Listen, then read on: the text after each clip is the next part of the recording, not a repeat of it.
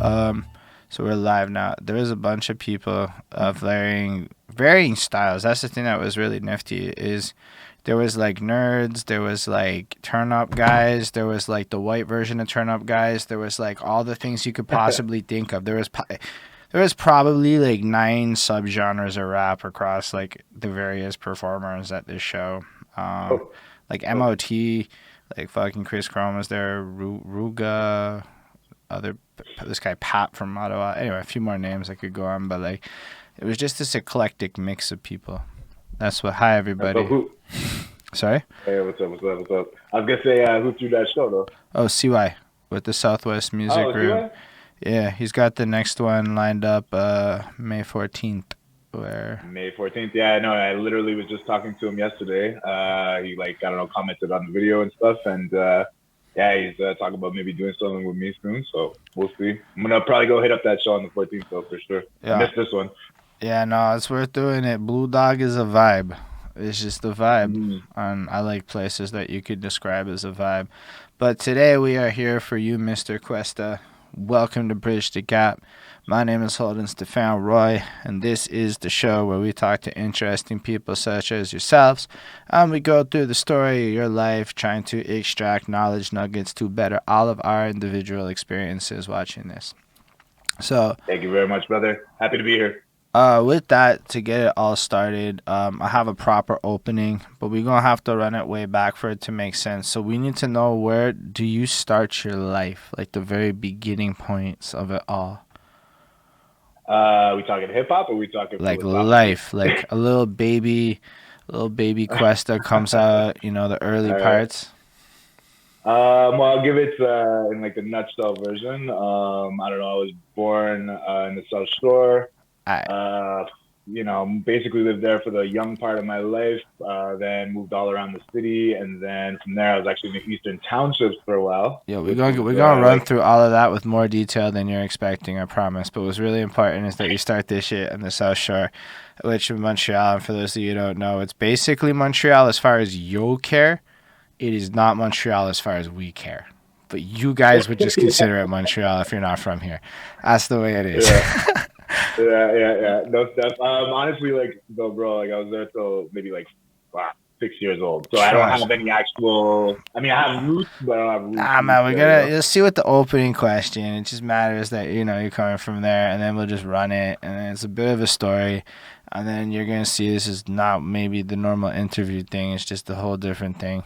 And it starts off, with my girlfriend, and she'd be washing the dishes one time, right? And she got her phone out, and she's playing that Black Eyed Peas song. I got a feeling, ooh. And Yeah, she's yeah, vibing, she's dancing. And I'm looking at her, and I go, when the fuck did this song become chores music? Right? Because, like, if you really, yeah. really think about this fucking song, and you run that back about 10 years, it was the celebration song. It was the middle of the night song. It was the happy song. Even the freaking kids was vibing the same way. It was the Yeah, but universal happy song of life.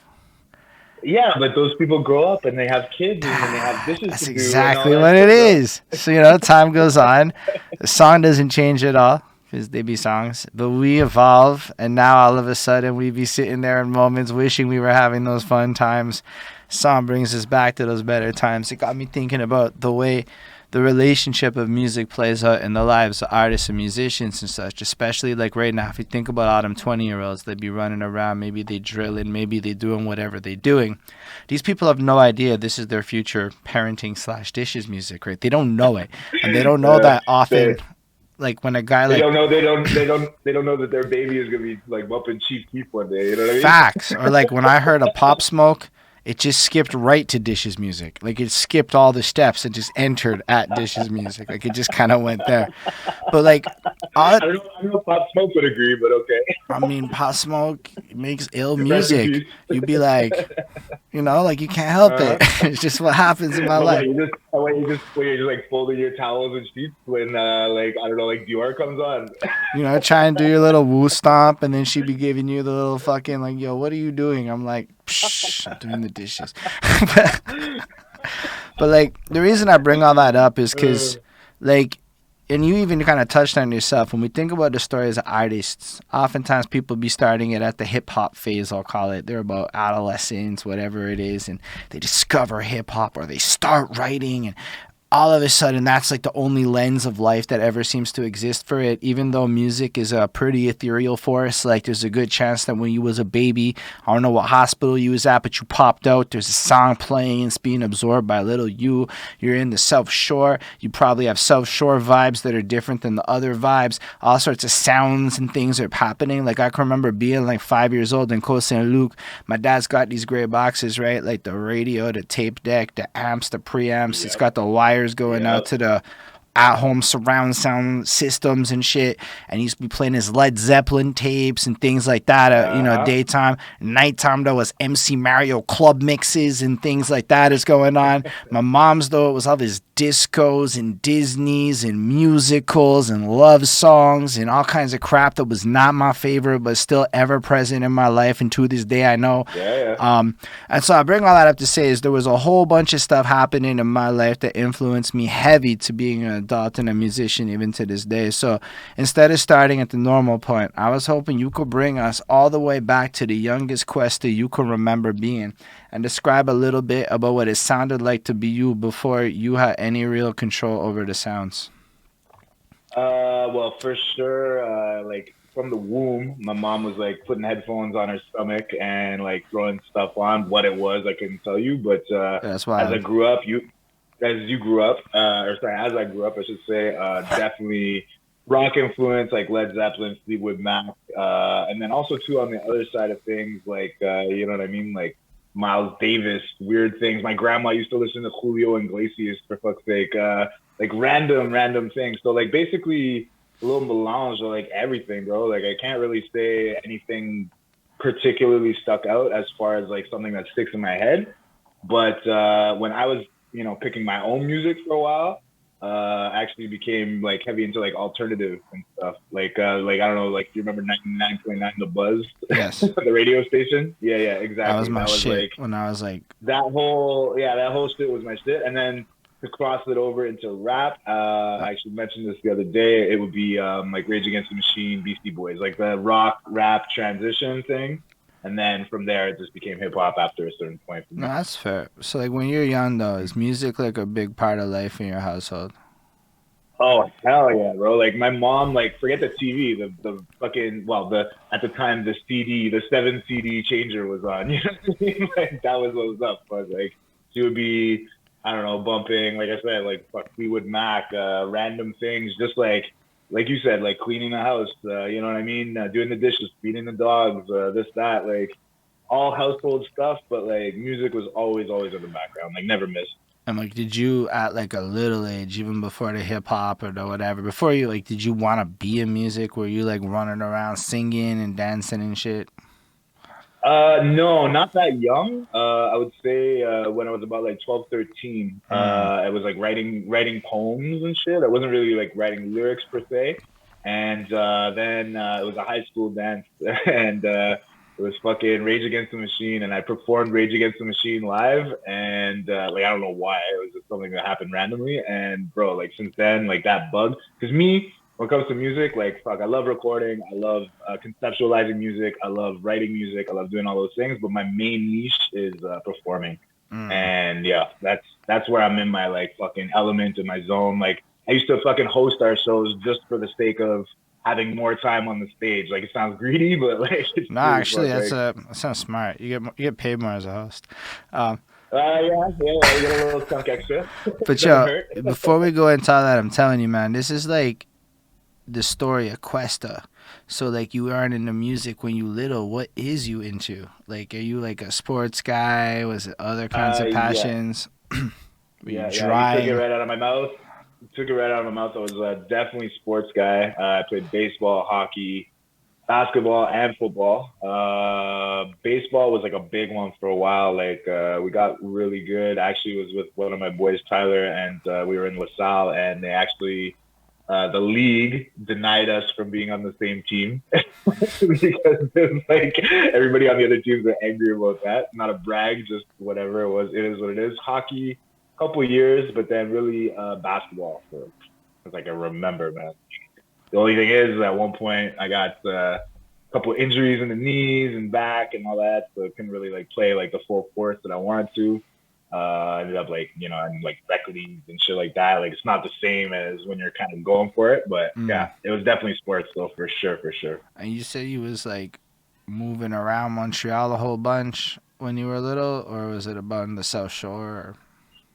Yeah. Well, no, so sure. Like I said, the first part of my life. From there, there was like Redon, LaSalle for a while. Then I actually ended up in the Eastern Townships, which was like a culture shock and a half. Like, Yo, Eastern Townships is basically I picture it like the South Shore, but I'm assuming it's east, but I'm not 1,000% sure. Put it this way, it's the only country part. Well, no, it's not true. Maybe not the only country part, but the only country part relative to Montreal that's not like stupid far away. Okay. Bro, like I used to get on the bus and I would have like, I don't know, an Orioles cap and I'd have it like a little crooked to the side because that was the way it was back then, with some baggy jeans. I'm walking onto a bus full of dudes with like NASCAR t-shirts and tight jeans and like hunting caps. and they're like looking at me and they're like, who the fuck is this guy? Straight up. Like I was like sore thumb, out of place, whatever. But it kind of actually worked to my advantage. It kind of worked to my advantage because I had a few girls on those buses back then that, you know, saw me as an anomaly, I guess, if you want to put it that way. So, not the worst thing. No, I hear what you're saying. I went to a wedding at a barn one time in the country, and I was like, these motherfuckers don't even acknowledge rap as dope. Oh, hell no. If it's not like, I don't know, well, I can't think of a good example, but like Garth Brooks at the time, we'll forget about it. So like, are you still like in the pre-10 phase when you get out there, or is that more like a teenage year thing? Yeah, no, when I'm out there, it's like maybe 11 years old. So like I did like maybe my last year of elementary there, and then in grade 9, my mom passed, so I ended up coming back to Montreal to live with my dad, who I don't want to get into it too deep, but we only lasted a couple of years, and then I was basically on my own, like as of 17. So. Yeah, serious deals. Which fair enough. We don't have to get into whatever you don't want to. I'm just trying to figure out, you know, the little idiocentric, cool stories of your younger days. You know. No, it's all, trust me, bro. I'm an open book. When it comes to all that shit, I've been more than healed, more than at peace with it. Life has given me plenty of peaches and not so many lemons. You know what I mean? So I can definitely talk about any of that stuff now. Like Pops, fuck, I actually ran into him once in LaSalle. He lives in LaSalle, funny enough. I live in LaSalle too now. And yeah, like it was just a matter of like I wanted to say something, but I kind of got caught off guard, I guess. Like I don't know, my cat got my tongue or whatever. But the next time I see him, I just want to like acknowledge him in the sense of like, yo, like, what's up? You know what I mean? Like I don't care for anything. I don't need anything from him. It's just a matter of like I don't walk around with grudges with anybody, period. Like I used to go through a negative phase of life like that, where it's like somebody did me wrong and it's like, oh, I'm holding on to this forever. And it's like, yo, fuck that. It's like negative shitty energy that you just don't need in your life, bro. Like, fuck that. Big facts. I just got to shout out Rico Blocks, who just popped into the chat. Hey. Rico, we got to do that Sick Poetry remix. Yeah. Do that remix. I don't know about it, but do it still. But, so yeah, I think the culture shock thing you brought up is super interesting just because a lot of us don't actually go to the Eastern Townships. And like, is it English out there or is it French? Depends on where you're at. Like there's more French area, there's more English area. I was mostly in the English stuff. I went to a high school that was like the culmination of all the towns. So like every town has like their elementary, but there's only one real high school there, and it's like Massey-Vanier. It's like, I don't know, like fuck. Probably like 4,000 kids go there or something like that, because it's literally the whole Eastern Townships in one high school. You know what I mean? That's practically the size of Abbott in terms of like students. Yeah. CJEP style. You know what I mean? Like very interesting, eclectic group of people. You're gonna meet. You know, everybody was very cliquey too. It's like wherever you're from, like that's who you hang with. You know what I mean? Like it was weird like that. But I mean, whatever. I got used to it. I did okay there, but like I ended up getting kicked out at the end, to be honest with you, just because I was getting in this shit. It was mostly to do with like my mom passing, and I was in a shitty headspace, and I was just doing dumb things. You know what I mean? But yeah. So basically, you're doing a bunch of sports stuff. And at what point do you start to care about music? Not necessarily as a musician, but like as a fan of it. I think you said you got into alternative first, but like, do you remember that moment when it just became more important to you? Yeah, well, it's like I said, the first performance thing, man. Like when I performed, So not, like sorry, I not so like, much as a performer. I mean, as like a fan, like to a, music in general. yeah, like you know, you're like 11 and you fucking hear this shit and it blows your mind or some crap like that. Well, it's a fucking wacky band to throw out there, but like one of the first things that like really put me in my feels or like got me in a mood or whatever was Our Lady Peace. Funny enough, it's like a really Like Canadian weird royalty, thing. you know? Or maybe not I Canadian. know. Actually, I don't know. Yeah, they are Canadian. Yeah, they are. They're Amazing. Okay, amazing. Yeah, I mean, it's just like everything hits everybody different. You know what I mean? Like, and it was the timing maybe, and it was the whatever vibe that I got off of it. But like, it hit me, and it's like sometimes I'll like, I don't know, like people will ask me about that shit. They're like, oh, your first band or whatever. I'll say Our Lady Peace. They'll just look at me like I'm a fucking weirdo, you know? Nah, bro. But it's like whatever, bro. They had like 5 classic albums full of emotional bangers of varying range and styles. Like, how can you not listen to the vocal deliveries on A Superman's Dead and tell me that, you know, like, it's like the rock version of the old man head syndrome. You could bring it back to that with these guys. Yeah, definitely. And like Rain Maida, I think is his name. Oh, yeah. The lead singer, bro. Like, he's a insanely talented vocalist. And it's like he also throws the lyrical content in there as well too. Like I don't know if you know them familiar wise, but like Navid, the song Navid back in the day.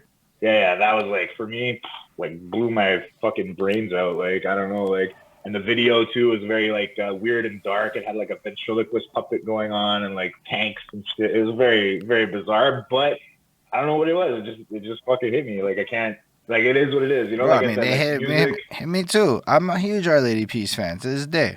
I just nobody ever brings them up, but that's because they had some bad albums a bit later on in their career. But like, they got like a solid 5 in a row that are just to me masterpieces.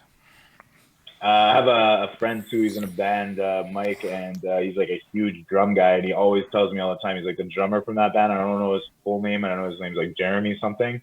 He's one of his top 5 favorite drummers, and he like fucking studies this shit like fucking an art. Like he went to school practically for this stuff. You know what I mean? So, and it's just another thing to throw into that band's namesake is that like you know you got Rain, and then you got this guy who's like considered one of the better drummers, at least in Canada, 100%, if not worldwide. I don't know, but yeah, they're just interesting. They caught my ear. Again, the timing was right. And do you remember? It is what it is. Nah, it's a cool name for me at least. But do you remember how you would find new music back then? Like, let's say now you're interested. How are you digging through the crates as a little 11, 12-year-old?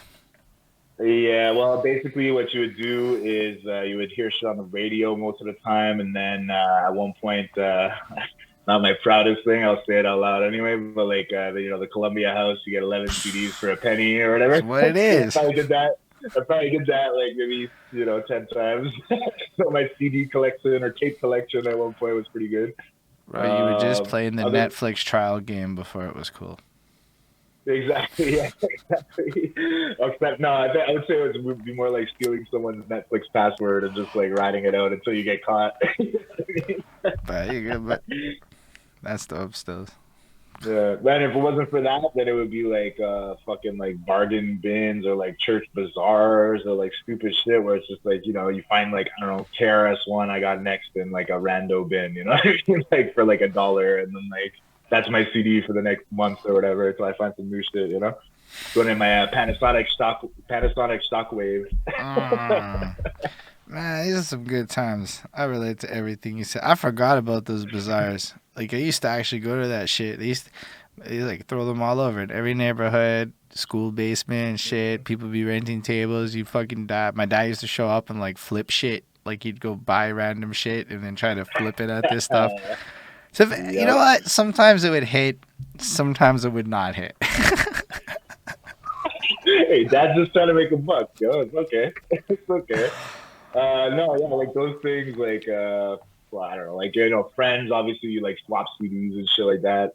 I used to record a lot of stuff off the radio. Like that was my move. Like get a blank tape and just record, and fuck, I was just listening to the radio all day, trying to find good shit. And then that's the worst too. It's like you're waiting on a certain new song, and like they don't play it for like half the day.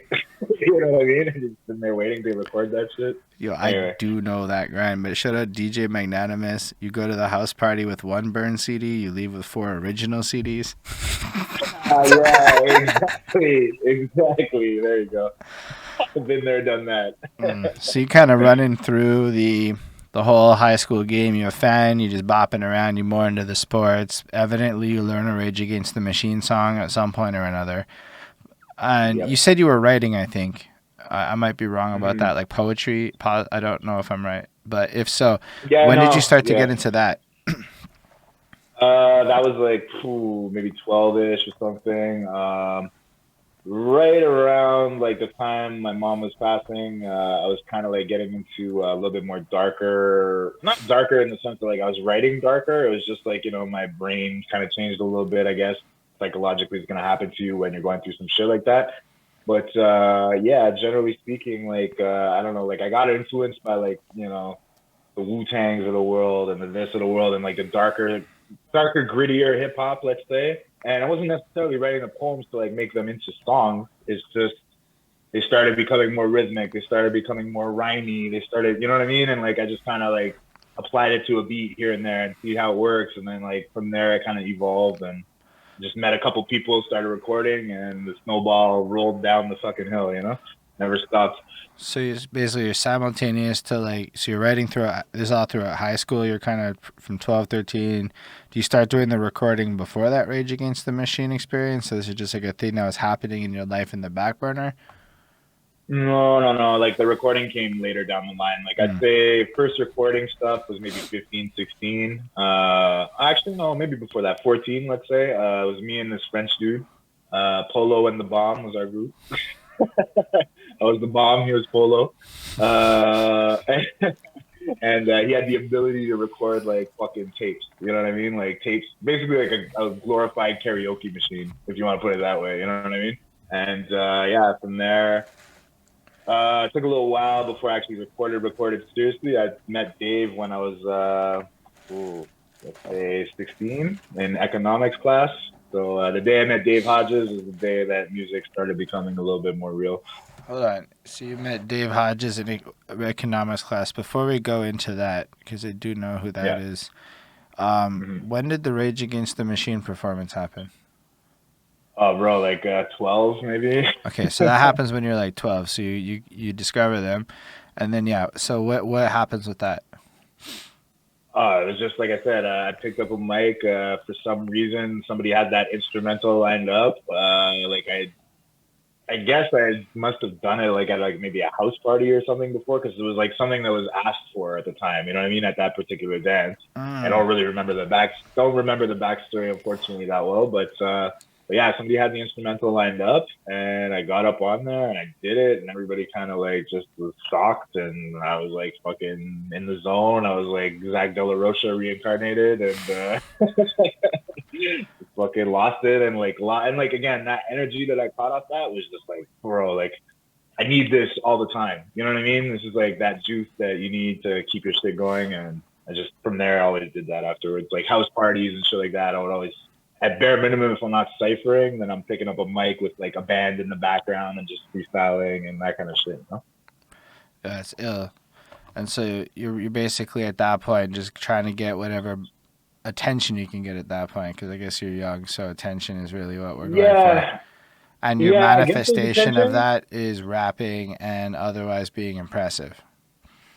Yeah, I guess so. Yeah, but I mean the attention part. I mean, yeah, definitely it played a big role, but it was more like the rush of like people's faces, people's like shocked attitude, and then like, yeah, okay, yeah, for sure, getting off the stage, getting high fives, and getting a few looks from girls and stuff doesn't hurt anything, obviously.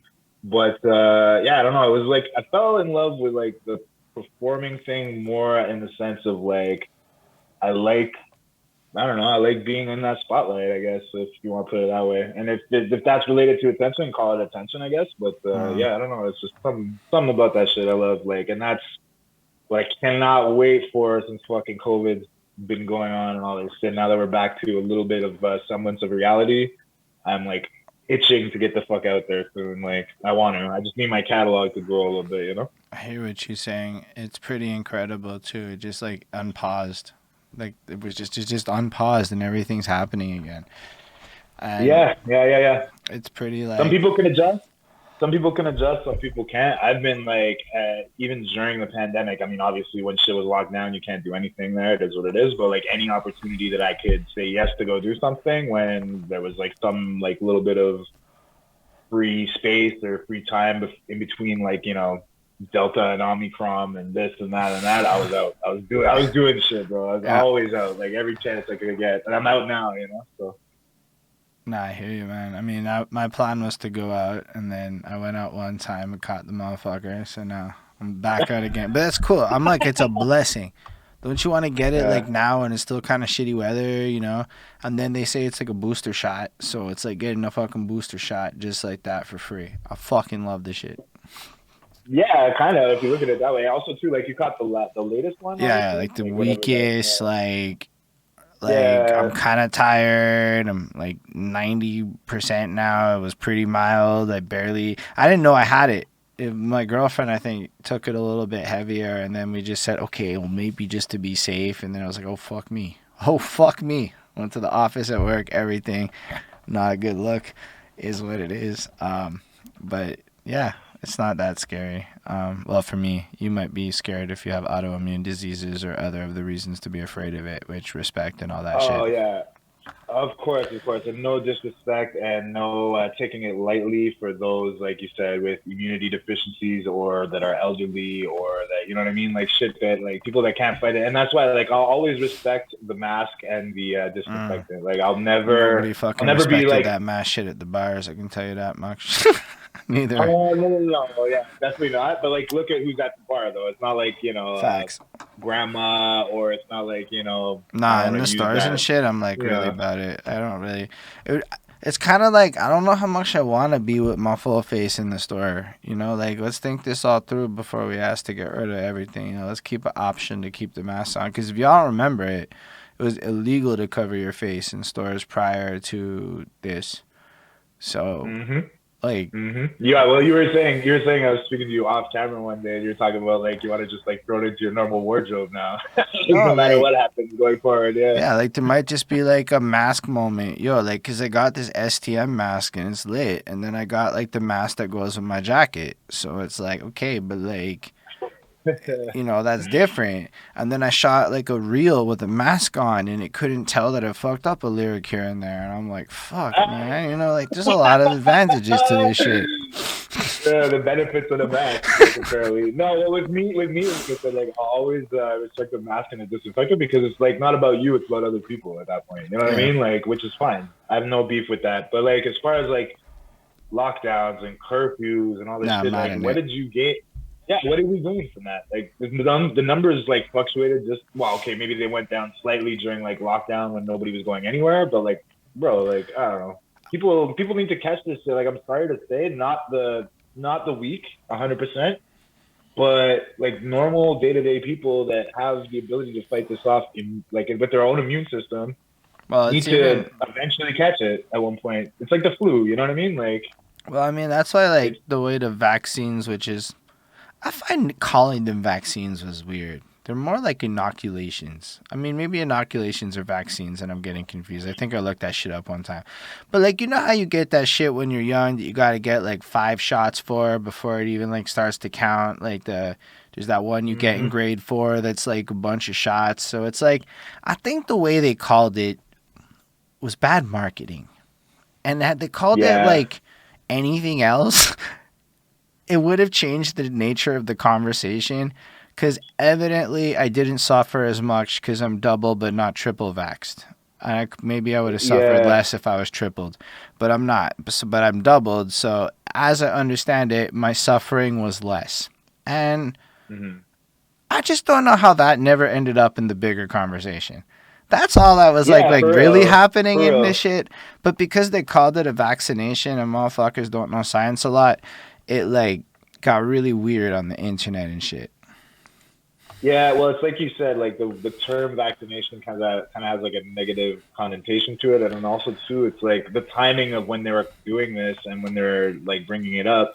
It's like they've already created like a fearful population. You know what I mean? Like Mm. a fearful population in the sense of like they fear the disease, they fear going out, they fear contacting people, they fear getting other people sick, and so this is already their mindset. And then you throw the word vaccination, like you said, it's rough on certain people. Like for me, I did the double vax. I'm not gonna lie, to like gain the little mini freedoms. It's like selfish and it's not a Bro, I great was reason like, to I'm do it. going to New But York City. I have to get fucking double vax. There's no choice. I'm not going to New York City. Like it was just in my soul already happening. Like, I mean, that's it, bro. Like it's like again, but then when the third one rolled around, I was like, very skeptical. Like I was going to Mexico. It was already planned, so it was like I kind of was like, thinking about it if it had to be done, but like I was very like on the fence about that third one. You know what I mean? Like I want my body to be able to fight shit on its own. You know what I mean? Like to an extent, I'm not against the first vax or even the second. I got both, but once it becomes a thing where you're like taking a shot every 6 months, like I don't know if your body necessarily needs that if you're a healthy person or a healthy enough person. You know what I mean? Like kind of like counterproductive. I feel almost. I don't know. I can go back and forth on both directions with equal conspiracy level fucking thoughts on that shit in both directions, right? Because, like, all I know is I went to Pakistan one time and I took all the shots, and my homeboy was like, I'm Pakistani. I don't need to take all the shots. It's in my blood. He was wrong as fuck, and we ate KFC for a fucking week because he was paranoid. He was wrong as fuck about the fucking biomes and so like I don't know. Maybe it's because I did this shit unrelated to all this, and I lived through it, and then I saw what it's like to be with that shit in another part. Yo, bro, and you can't like drink tap water and shit. You be rethinking everything, and like you're taking Yeah, malaria yeah, pills. yeah. You be looking at flies like that motherfucker could kill me. Yeah, Or yeah, for mosquitoes, real, I for real. think. So it's Yeah, like, like things that we don't think of necessarily. so man, I if guess they as be well telling cause me to take yeah, shit, I'll think it through.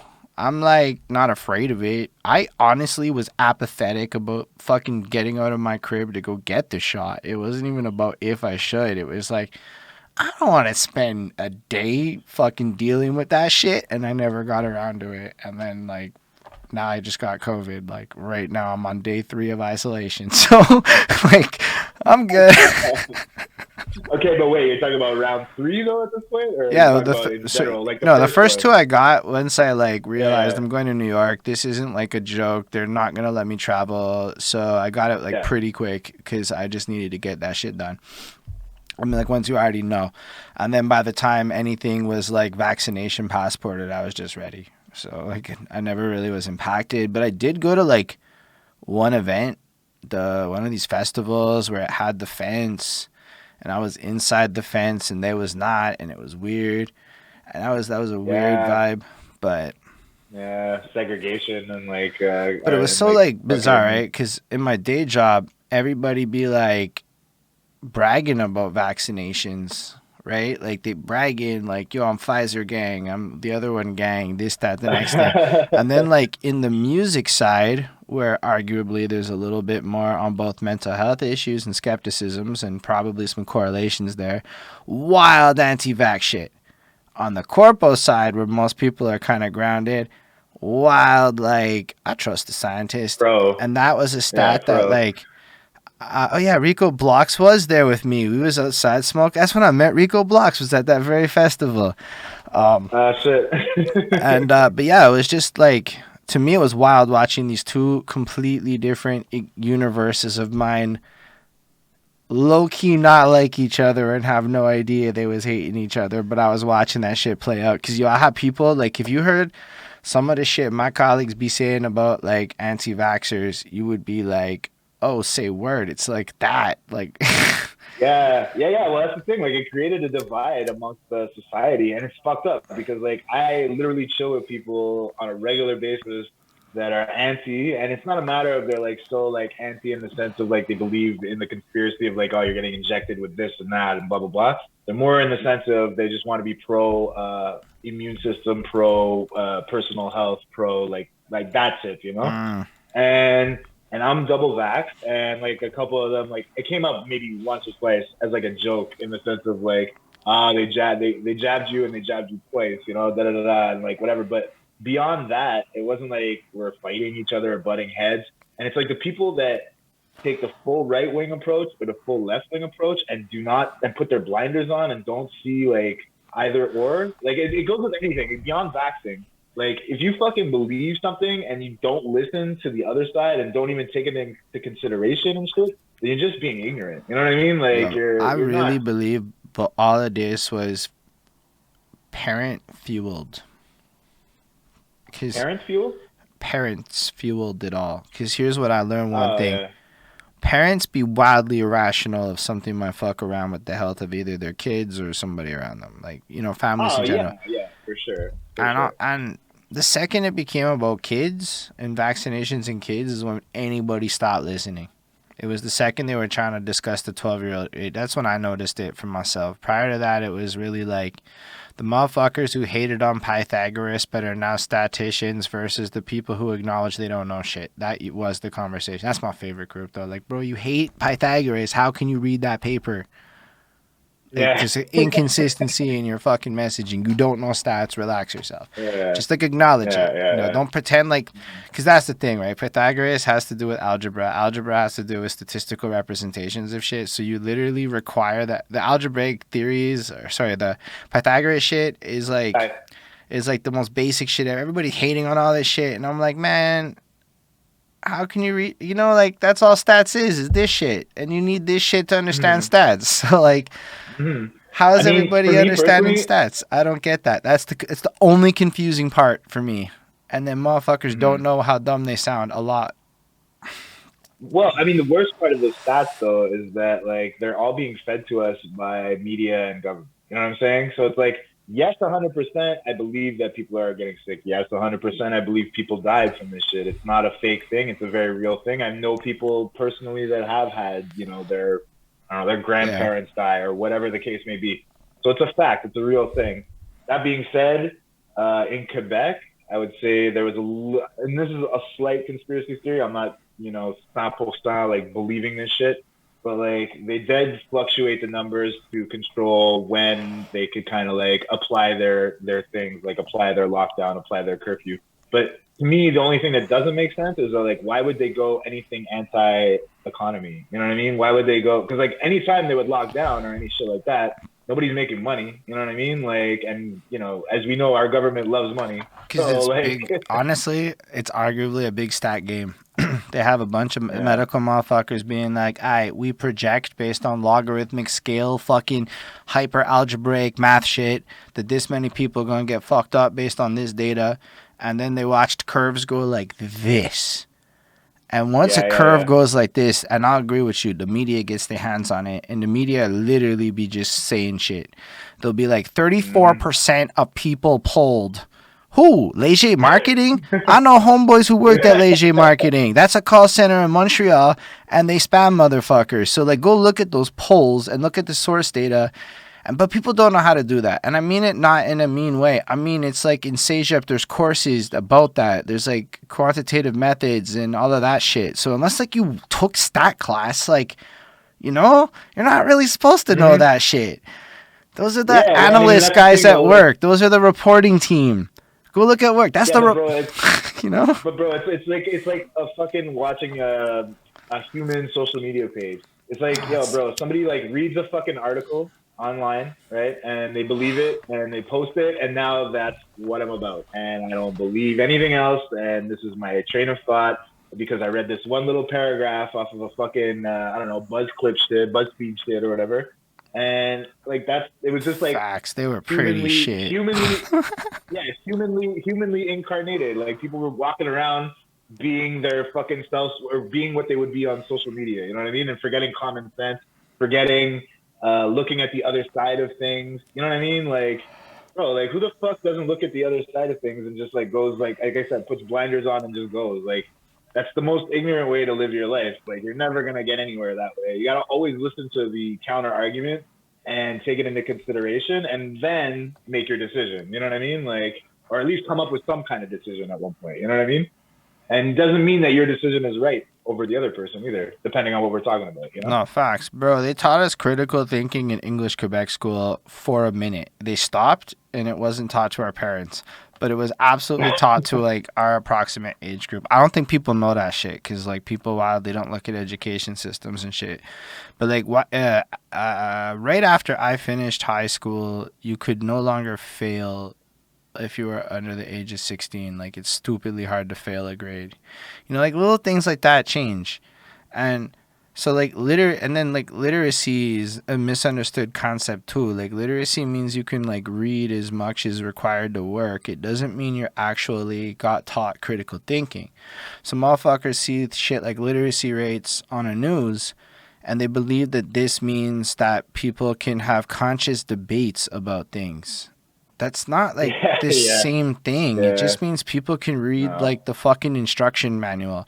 And this isn't meant to exactly. be belittling. Like I'm mad into the semantics of language and how it gets manipulated and shit. Like it's important to like look at the etymology of things a little bit sometimes.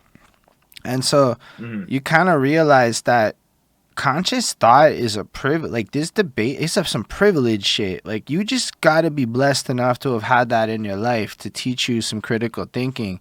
And I think people assume it's common sense, but it's not. It's really like wildly you got lucky if you got it, and if you didn't, hopefully life teaches it to you. And usually people figure shit out by in their 40s and shit. You know, like if they didn't. Yeah, well, another thing too is I believe life experience plays a big role into that too. Obviously, education comes first as far as like your foundation with that, Mm. but like meeting eclectic people, meeting different characters, meeting the good, the bad, the ugly, all three, and then like you know what I mean, taking whatever positive you can from this person, that person, and then trying to apply it to your life as well too. Like that's why like I love having conversations with people all the time, like because you never know, like you could be the shittiest person on the planet, but they're gonna give you something. You know what I mean? There's something you can take away from them all the time. Like, Facts. and people neglect that, man. They believe they're I don't know some not all people obviously, but I'm just saying some people live on their high horse. They like look down on other people. They don't give them the time of day. And it's like, bro, like the cashier at the fucking grocery store could drop some knowledge on you, just like a fucking philosophy professor could drop some knowledge on you. You know what I mean? Yo, Like, you might actually get better knowledge of a cashier, high key. yeah, for Yo, I real. started thinking about it. I don't want to take Uh, shots with the philosophy school of discipline. Like, I'm not trying to go to war here. But when mhm. was the last time you heard of a philosophy professor launching a school of philosophy? But Kanye Yeah, West did. And other people that are not in philosophy are doing philosophy shit. And I started thinking, does philosophy school help motherfuckers become philosophers? Or is it more like the philosophy appreciation club? And that is not meant to be yeah, facetious. I took a couple of philosophy classes and I've had some philosophy debates with academia. And because I can't quote the right philosophers, I'm not taken seriously, even if I could come at you with mad interesting philosophy. So it put me on my mhm. philosophy hat, and I started wondering if the philosophy teacher is helping philosophy in general. And maybe I'm wrong, Mhm. because ironically, a philosophy teacher did help me. One. That, okay, that took a whole roundabout way, No, but but yeah, like it can work, but it made me. He didn't launch no school of a lot of his efforts though is outside of academia. He's not like trying to be an mhm. influencer. Is more like something I caught with him. But in academia, like, does the philosophy teacher really be? You know, like I wonder a lot about university because it was highly praised, and then a lot of people go to university and don't come out with the same level of critical thinking. Like I'm a dropout, right? Like so a lot of my life is through work, which isn't Mhm. necessarily, whatever, but like I had to rise through work. It was more different than going to school. It's not politically correct per se. Um, Depends on who you ask, but yeah. I mean, universities be like almost literally politically correct in the way it manifested. So it's like this story, like a book version of life, whereas work is wildly not But that.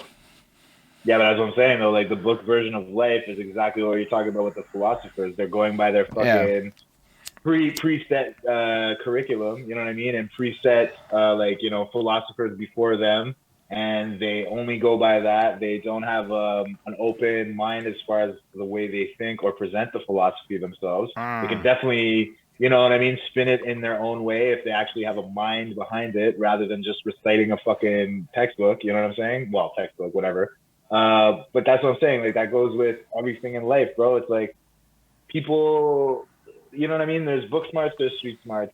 It's always good to have a balance of the two, but it doesn't mean because you didn't get the book smarts and you only got the street smarts that you can't be a smart person in the end of the day. You know what I mean? Like it's just a matter of experience. It's a matter of willingness to learn. It's a matter of having an open enough mind and listening. Listening is a key, bro. Man. Like nobody listens, bro. Like nobody listens to anybody anymore. They just want to fucking, unless they like I said, they search out their actual like particular, I don't know, article or person that they believe in, you know what I mean? And then that person maybe they'll listen to. But like the average Joe on the street, you're not gonna listen to him, and that's bullshit.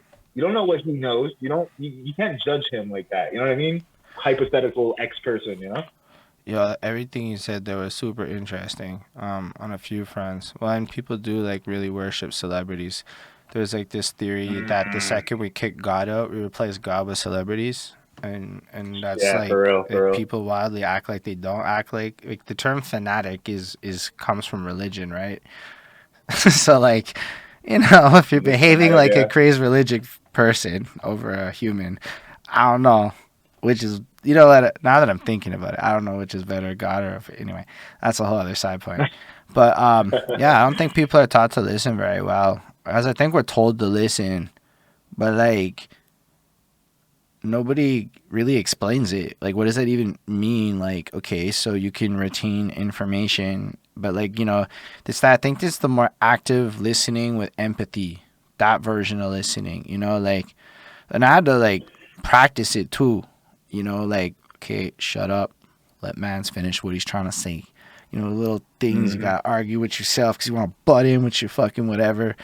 Well, the worst person. Sorry, I didn't mean to cut you off, but the only thing I'll say is the worst person. You can see it in their eyes, right? They're listening to you, but they're just waiting for you to finish for them to say the next thing. Those are the worst people, number one, to have conversations with, and they're also the worst people to learn anything from, because they're not actually retaining or trying to make a counterpoint off your point. They're literally just loading their chamber, waiting to fucking shoot their bullets at you. You know what I mean? And it's like, bro, like that's not how conversations work. Conversations are give and take, listen and learn, and maybe, like I said, your opinion maybe even change by the end of the conversation. You know what I mean? Like, who knows? Fuck, maybe that person is so valid and so knowledgeable and giving you stuff that you didn't necessarily look at that way to begin with.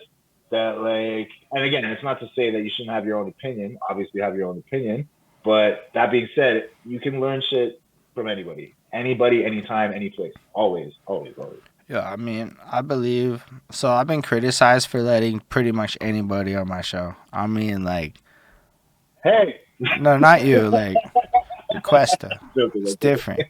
I mean, like, arguably, people be like way interested in you at a level that if I was a younger hater, I would be being a hater right now, because it's like, who the fuck is QwestA? So like, arguably you are not that. It's more like, yo, say a word. And I mean, I get it. You be coming back on some like fucking revival shit. Like, I'm coming through with this like boom bap era fucking bar shit. You got Rico Blocks making some fucking Foot Doctor bar defeated. Because defeat, you know what I mean? Like, I forgot the word that was the Foot Doctor. No, bro, but like another thing about that too is like, yeah, okay, I have a background or whatever that people know and shit, but like throughout this time in between music, like I took a long ass hiatus, bro, and it doesn't mean actually, talk to people. I don't know anything about your whole music career, because if you took a hiatus, that means you had the beginning part of it. We should go back to that, which, don't get me wrong, it was always in my plans to run back to that, but it seems like a good segue. So let's say you're going through your high school run, you're dibbling and dabbling, and you met Hodges. And Hodges is, in case people don't know, if there was an angel person in hip hop in this city. And I mean that in all the terms it fucking sounds. Like a guy that you don't see, but may have helped you in ways you don't know. And maybe did know, but didn't realize. Like, yo, it's Hodges. He's the purest motherfucker in the game. And he's better than you. Facts. Yeah, pretty much. Because, yo, I remember watching Hodges tear it up in like 05. And he's still at, you know what? He's trust. But he just lets everyone have it. It's the most beautiful thing. Yeah, it's a weird affliction with him because like he's definitely talented enough to be in the spotlight, and he did take the spotlight for a while. Like he did his thing, obviously, and like he used that more as a platform, though I find, to create his label, create his group of people that he wants to big up, lift up. And then he took that platform and then jumped to another platform, and now he's like doing that whole shit up north or whatever, where he like creates music programs for schools and shit. And like it makes so much sense because it's such a Hodges thing. It's like Hodges as a person is a fucking amazing person. Like when you talk about someone that you want to sit there and talk to and listen to and get knowledge from, this guy is the guy. Fuck 100%, because he's knowledgeable on a lot of topics, but he will also not like force his opinion on you, and he will also listen to you, and he will also counterpoint, and he will also like try to point you onto a path that will only be beneficial to you at the end of the day. You know what I mean? And whether that be through music, whether that be through religion. Sometimes he doesn't go very heavy into the religion, but he is religious, or just like fucking life shit, bro. Like having a conversation. Like I've had 1,000 conversations with Dave, obviously. And like, how did you meet him? Economics class. We were just like chilling. He was beside me. I saw him writing some shit or whatever, like lyrics or whatever. And like, yo, what are you writing there?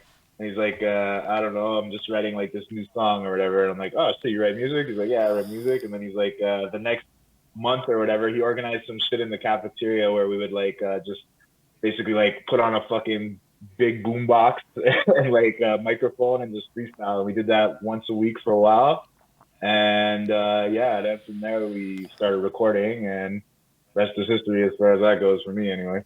That was definitely my jumping off point with him. That's wild. So you were like there at the beginning of Hodges' journey. Musically, yeah. I mean, pretty much. He was already kind of doing some like, did he have that studio thing he copped or whatever? Bro, his first thing was QwestA on like a big old fucking box PC, and he had like a MIDI keyboard, and we would make beats on his MIDI keyboard, and we would write songs. I think our first song we ever wrote was called Ready to Rumble. It was a wrestling theme song. and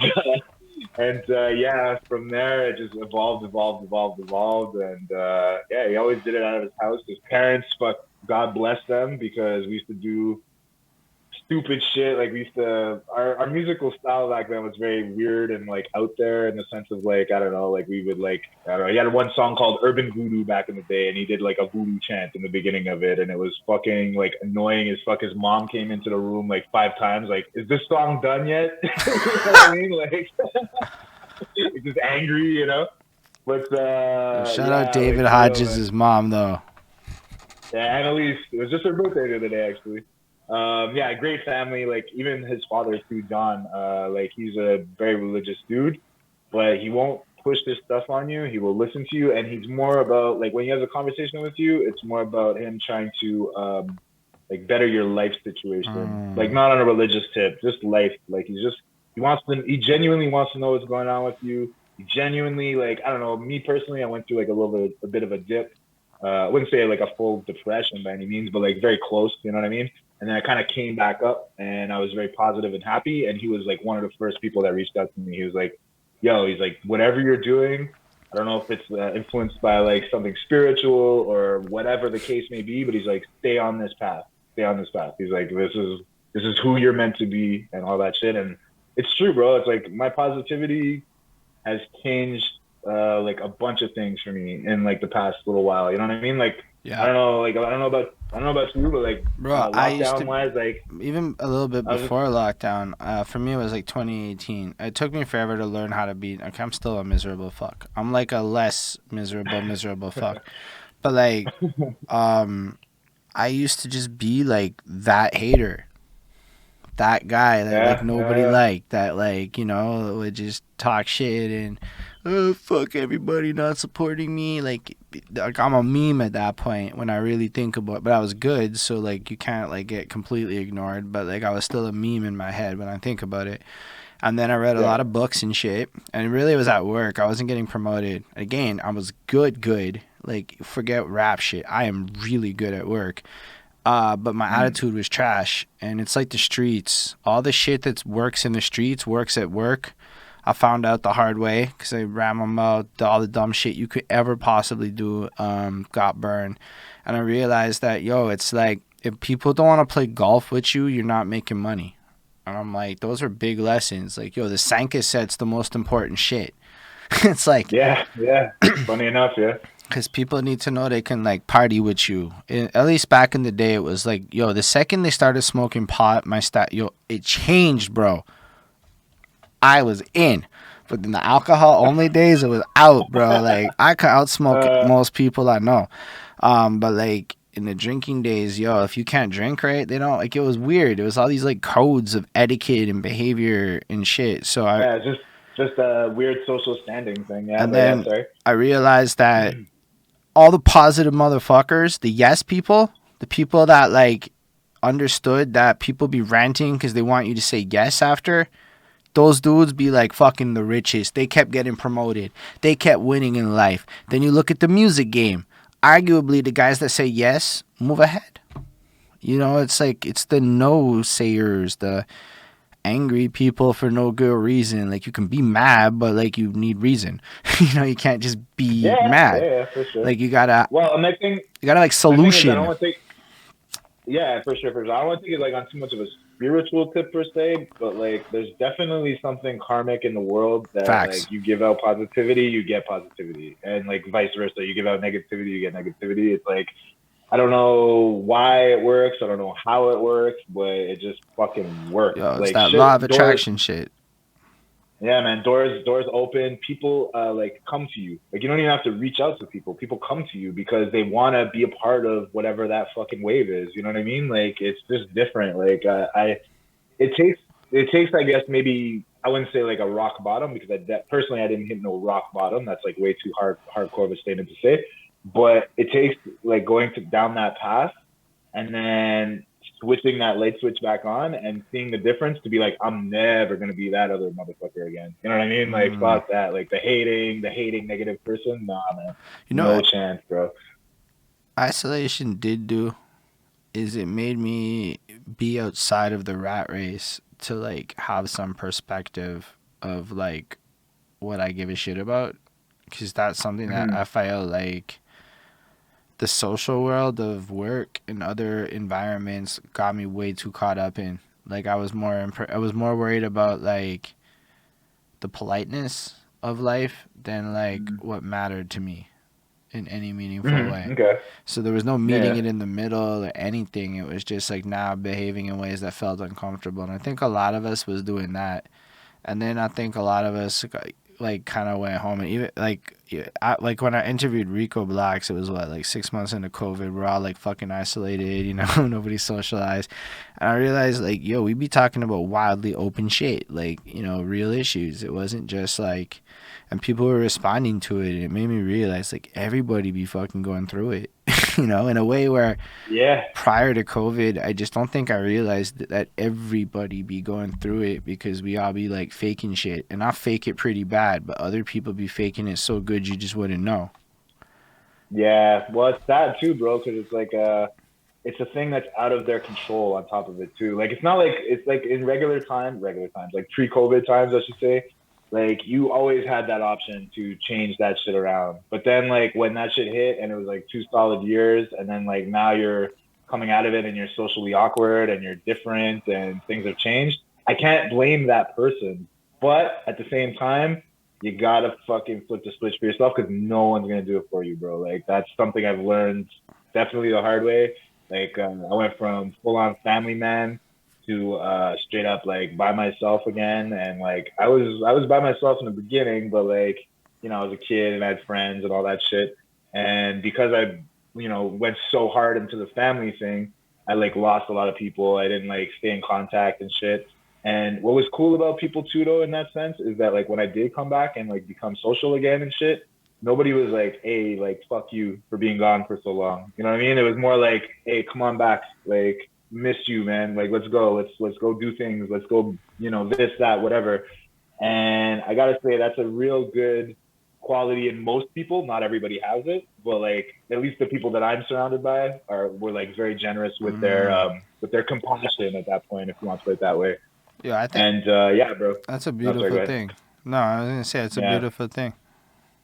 Yeah, because like like I said, like they could have easily turned around and been like, "Hey, you've been MIA for X amount of years with me or whatever." Like not like fully out of touch, but definitely not in touch as I should have been.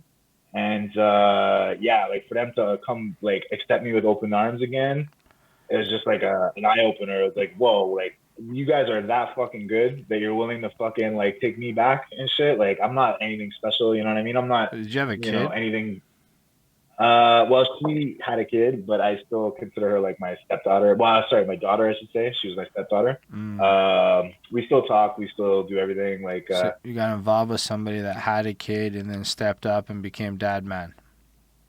yeah. Well, from 8 till 18, pretty much, and then that's when our shit ended when she was 18. But I'm still like in contact with her now. Like she's like 21 now, so I mean, we still talk about her going to school and doing all this shit. If she wants to go to school, it's on my dime. That kind of shit. You know what I mean? Like I'm still there for as much as I can be. But You know that's what I mean? actually Because a wild statement. People need. I don't know if people heard what he said. This might sound a little like putting in them labels, but yo, you come in a stepdad, you get so attached with the real shit that now you're like, fuck it, this is for life, for life. oh, 100%, bro. Like That's it's not. fucking cool. I mean, I appreciate that, but it's not a point of like braggadociousness or no shit like that. It's just facts for me. Like that's like whatever you want to call it. That's my daughter. Like you can Right. put a label on it or call it step or whatever, blah blah blah. But fuck that. That's my daughter. She needs me for anything. She knows she can call me. She needs me like again financially, whatever. That's some bullshit like that. Yeah, okay, it's a good thing, and like maybe not everybody will do that, whatever. That's not the point. The point is that you're in trouble for some shit. Call me. You need advice for some shit. Call me. You need to get picked up somewhere. Call me. You know what I mean? Like I'm always gonna be that person for her. And like she doesn't need it as much. She's very much more independent. She's a 21-year-old woman now. You know what I mean? Like, but which is fucked up for me to say because I watched her grow from like 8 years old. But yeah. That being said, like you know what I mean? Like she knows I'm there. My door's open always, and that's never gonna change. And that was never her fault that the two of us didn't work out. You know what I mean? I have noticed in my life, especially now that I'm like a 34-year-old rapping, podcasting, chronic weed smoking, bohemian motherfucker, that parents will not be around me like they used to be. They just aren't. Oh, really? There. I'm like, well, not all parents, but like, yo, I don't have that parent life. In the least. Okay, you mean like your peers, your friends? Yeah. Like they parents people. Okay. I mean, not like on some philosophy shit, but like let's say the homie Vincent Price. Like I met dude over COVID, and yo, like there's a parenting tax. Like he's got like a night a week he could come out. Like and that might be it for like maybe the month, and hit him next month, maybe. Mm-hmm. Well, he at least got to go to LA recently, right? For that shit there. Oh my gosh, yeah. Good for him. Yo, Vince B put it. That was big. Vince B like 20 years deep though. Like people might look at that and say what they want. I mean, I don't think anyone's mad at Vince. I think everybody likes that guy, to be honest. But it's just, yo, his story is one of the most like, holy shit. Like when you said like you don't know, because that guy's so meek about his shit. Like you have to almost pry it out of him because he's just not gonna tell you about it. But like he's part of like 2 cultural waves, a bunch of other shit. Like he was there with everybody's favorite rapper giving beats back in like 2005 and shit. Like it's like maybe 6 or 7. I don't actually know what year he started on this moment. Not to mention he's definitely got his own sound, like carved into stone. You know what I'm saying? Like that's the Vincent Price beat when you fucking put that shit on. It's like big facts.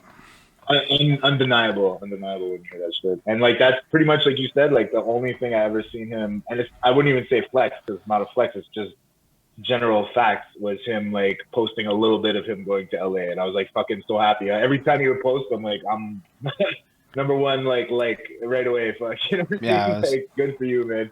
it was real fun to watch him do that.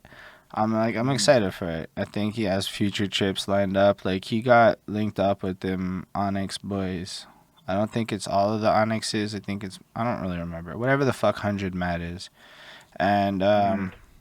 it's just cool, man, cuz he put so much work in. And he was like, anyway, I got to know him the last year and a bit, but like finding out like he was 2 decades in, and then the opportunity comes, like, yo, that just is like, you have to have that kind of faith. Yeah, faith and like patience and like belief in yourself and shit like that, and just continue. I think what it is too, though, is that like you gotta just continue doing it for the love. The love has to be like a number one part of it, because once you lose the love and it becomes like a job or like a work or like a pain in your ass in any kind of way, it's like you're not. It's not gonna translate into the music. You know what I mean? So, and Mm. another thing too. Speaking of him like doing big things, we've had this conversation off camera as well. It's about like when I say like I'm gonna fucking go like his shit right away. It's, well, number one, it's because I do like it generally, but also two, the fact that like it's about fucking pushing community stuff, man. Like pushing community members, pushing community fucking things. Like big up, man. Big the fuck up. Stop being fucking crabs pulling them motherfucker Bro, down, I bro. might Like even share stop, your shit stop, if I stop. don't like it. I'll share your shit Yeah, before I listen to it half the time, whether or not I like it. Like, bro, just because I shared it, if it's local, it doesn't mean I listen to it. It just means I shared it. mm. Yeah, yeah, but you know what though? Like, okay, yeah, okay. No, I You listen to prefer like for sure, 80 to but I mean, 85% of what I share, to be fair. There is just the one, two that might slip through the cracks because, you see it. You're like, I'm yeah, going to go show love. I'm going to bump that later. Forgot. yeah, and you forget. Yes, okay, that's fair, that's fair. But I'm just saying, like fuck anybody in the community, unless you know what I mean. Like the only time I'll ever not do it is if it's someone that rubbed me the wrong way, and it has to do with the fact of it, Yeah, that's and fair. I wouldn't even say, I Nah, wouldn't that's even completely say, I fair. wouldn't even say. No, because it feels bad saying that almost, because it's like a little bit of a haterish mentality, but it's not haterish in the sense of like I'm trying to bring you down. It's just I don't want to support negative or bad people. Sorry, it's just my way. You know what I mean? Well, it's But also about like generally protecting speaking, your own damn energies, right? Like, I'm big on that energy shit too. Like, I don't know if it's karmas or energies or whatever it is, or whatever the Final Fantasy VII shit called it, but like all of that's the same shit. And it's like, look, sometimes people could be awesome people and you could be awesome people, but the way y'all manifest your awesome is at odds with each other, and the way that your energies rub is just wrong. So it's like, should you be forced and required to put energies that you don't want in your life into your life? I don't think so. You don't have to do it. yeah, no, I mean, then there's politics. So sometimes I'll suck it up and I'll share shit of people I don't like or give love, even if I fucking dislike a thing, because I understand there's a political ramification of my actions. But otherwise, mm-hmm. yeah, no, it's mad fair to be like, nah, fuck that person. It's out for me. Yeah. Y'all can have them. Well, I mean, you say the political aspect that goes for an artist that's actually like trying to still do things, still blow, still manifest their career into Facts. something. You know what I'm saying? When it comes to me, bro, I'm like literally doing this just for fun. Like I have no goals, I have no nothing. You know what I mean? Whatever, and like whatever comes from it, I'll ride it out. If a door opens, I'm gonna walk through it. But I'm not like out searching for like a big fucking thing to happen or something to blow or someone to, you know what I'm saying? Like it is what it is, bro. Like I'll Mm. take whatever comes, and I will push a little bit because it's just in my nature when it comes to this beast or whatever. But like that being said, like that's the beauty of it. That like I can do that. I can share something or not share something or back someone or not back someone because I don't really give a fuck. You know what I mean? Like I don't want to be like too blunt about it, but like it is what it is. Like I'm just in it for me. I'm in it to, and again, like we said, like supporting community, and I'm all about that. Granted, you also have to rub me the right way. You have to be a genuine person. You have to be, real person. Well, I If you're mean, you're gonna fake, if have you're like your values. It's really about values. Everyone has ethics and morals, and they're all different and shit, right? So I Yeah. look at it like I'm in a lane, whether I want to be in a lane or not, right? It just is the lane that it's in. Yo, the thing about integrity is like standard, because Rico Black said it's called integrity. But like real integrity is standards we hold to ourselves, right? So it is Hmm. kind of based on what you believe in a little bit. So if I believe in one thing, it could be diametrically opposed to what you believe in. And then we both have integrity and it's just opposite sides. And there are so many mundane versions of this where you can like are you into Marvel or not, bro? That's a whole thing where you have integrity, and being true to yourself would be like, for me, I'd be like a sellout if I fucking just jumped on the Marvel train now in my soul. I'd have to go watch like 15 fucking hours of more than that. Then I could claim Marvel. Like if I didn't do all that, I can't claim Marvel. You know, like there's just rules Yeah, to yeah, you'd be myself. posing. But other people might Yeah. just claim Marvel and not be, you know, like they just might be okay with it because who cares? It's Marvel. And they're right too, because it's fucking Marvel.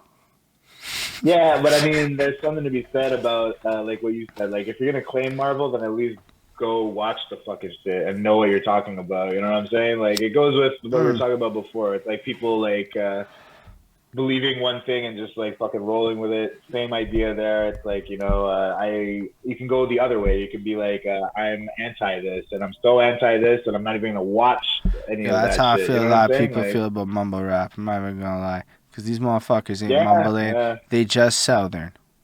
It's just a Mm, southern drawl.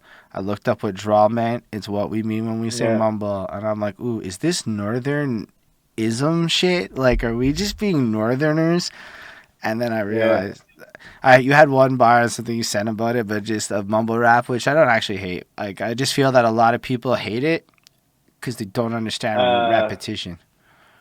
yeah, no, I said, what was it? Like lean sipping zombies, mumbling they slick See, that's a mumbling they different slick rhymes. situation Yeah, because yeah, it's not exactly yeah, what I'm saying. But it wasn't you I was thinking of in particular. I yeah. know you had that bar, but in general, the way a lot of older heads will feel about mumble rap, as they call it, is largely based No, off of some but shit that is weird to me because it's not like you never really listen to it. You just listen to Snoop Dogg no, make fun of it. no. But bro, like, trust me, like, I can say that like very free willingly because yeah, it's definitely an opinion of mine. But trust me, I literally go through the catalog of all the fucking new shit. Like, I'll never skip on anybody. I always give everybody a fair shake to begin with. So if I'm saying that as like a line, I'm specifically directing it to like, I don't know. I hate to use them because like I've used them in the past already and said it, but like Kodak Black. Sorry, it just doesn't hit for me. And I Okay, know, and you know what? that being said though, that being said, I know there's a million fucking Kodak Black fans, and it's just not for No, me. I'm You not a know what I'm big saying? fan That's all I'll either. say. I'm not a big fan. But I would call it that it's some southern shit. It's not so much. yeah, though, Yeah, it's inaudible though. It's inaudible. yeah, That's but my like only problem with it. The only problem it's with an it when it audible becomes to like our northern ears. But I used to do like customer service, man, and I used to have a lot of trouble with certain accents in the south because my yeah. northern ear don't understand it, and they don't understand me. They Yeah, yeah, they they say that you have the accent for sure. Yeah, yeah. So it's like, and then you like, yo, I talked to Lush one, the battle rap dude one time, and he said, "Oh, you have Mhm. such a clear Montreal accent," and I'm like, "What the fuck are you talking about?" What is yeah, what the fuck is a Montreal It's accent? real You know, though. like yeah, You don't hear yeah, it until I you know. look for Trust me, I it, know. but like, Yeah. so it's like, and that's the only thing is that the idea of mumbling I question, not the rest of it. Especially the Mhm. fact is, and the leaned out ones may just be mumbling, but some of these dudes, nah, they're just southern. It's just the way that like Alabama and some of these places be. Trust me, like when I say Kodak Black, I'm literally No, pinpointing it's one motherfucker. to be And if you fair, want to put that and if you want to he's put that bar into association with it, that bar would definitely be like him. And I can't really think of another one because I'm not mad at it by any means, and I respect it. And no matter what like genre of hip hop you go into, like fuck, there's like the what's his name, Hopspin, yeah, Hobson. Hopspin. He's like dark Hopspin, yeah, dark, fucking different, like, but his bars are there. He's very like super clever. You know what I'm saying? Like, but, yeah, but I'm just saying, it's not my personal taste of Yeah. music. I don't really like it, but I'm saying I respect it. You know what I'm saying? Like that's an example I'm trying to give you, like, or like even in the mumble rap game. like Migos, fuck, I used to hate Migos, and like let's put them like look at where they are now, and also too throughout time, they grew and grew and grew on me. You know what I'm saying? Like so, it's a matter of. And who knows? Maybe I'll like Kodak Black too one day. Who knows? Fuck, maybe some shit's gonna catch Listen, for you. I honestly have a lot of trouble understanding Kodak Black, so I totally hear you when you bring him up. It was more the That's the idea of problem, yeah. mumbling, and then I remembered you had that bar in the middle of it. But it's just, Mhm. I've noticed that there's this trend to use that word from people who love New York, a northern state. Yeah. And I'm not trying to like categorize that shit because mumble rap, yeah, okay, it is semi its own like lane or whatever, but it definitely I doesn't use mean that you can just doesn't mean that you're just that when Nah, you do that. they You know what I'm like do saying? like Like, melodic trap usually is what I would call that shit. It's not because it's yeah, trap. It's yeah, not like boom bap, and it's like it's a whole other thing. Just like drill is a whole other thing. And I think a lot of people just like call it all hip hop, like they like gatekeeping on some shit, which is fair. Um, yeah, I mean, there's well, mumble rap I just everywhere. want you to Rico know. Blocks, Rico Block said there's mumble rap from New York, and I'm like, yeah. And there's drill Yeah, in New York, and there's everything in New York, because there's like fucking how many millions of people in New York? It's huge. yeah. I just want to make it very clear though that like I'm not boxing myself into any category or becoming like an old head because trust me, I definitely listen to all that new shit. Nah, B, I if you always were get the willing to chance. say like on wax before anything else, I listen to everybody, give them an open like fucking chance, and these particular people are who I mean when I say. I mean that's not boxing shit, and I know people that won't listen to it. They just haters. Not Yeah, of course. Yeah. and anyway, so you have a kid basically situation for a decade, and that takes you out the game. Yeah. Well, I mean, it takes me out the game. I was always like kind of writing and shit and like having ideas, but like as far as recording or doing shows or anything productive in that sense, Did you I don't know. I just like I lost the drive. I was like more focused on family and you know what I mean, like just doing that shit. It was like more my priority at that point in life. You know what I mean? did you do a lot of shows before that point then with the Hodges era? Were you involved in all those West Yeah. Island shits? 100%. Like basically, we did our little tour thing as group therapy. Like it was me, Dave Hodges, and Jordan Coons. Then group therapy became the group therapy collective, which is where Hot Six and SRH, who's now Benny Mayne or whatever, came into play. And it's also brought in Carrera too, which is who was Crazy K back then. And then like from there, like it kind of just morphed. Like that was like the main squad, but then like there was always new people kind of coming in. So like the shows would just get bigger and bigger and bigger. Like Milli Mills was definitely involved a lot because of like Jordan. Jordan was a big like one of his fucking homeboys from like back in the day. Then who else? Like I Blast and all them kind of came out for one of those shows too.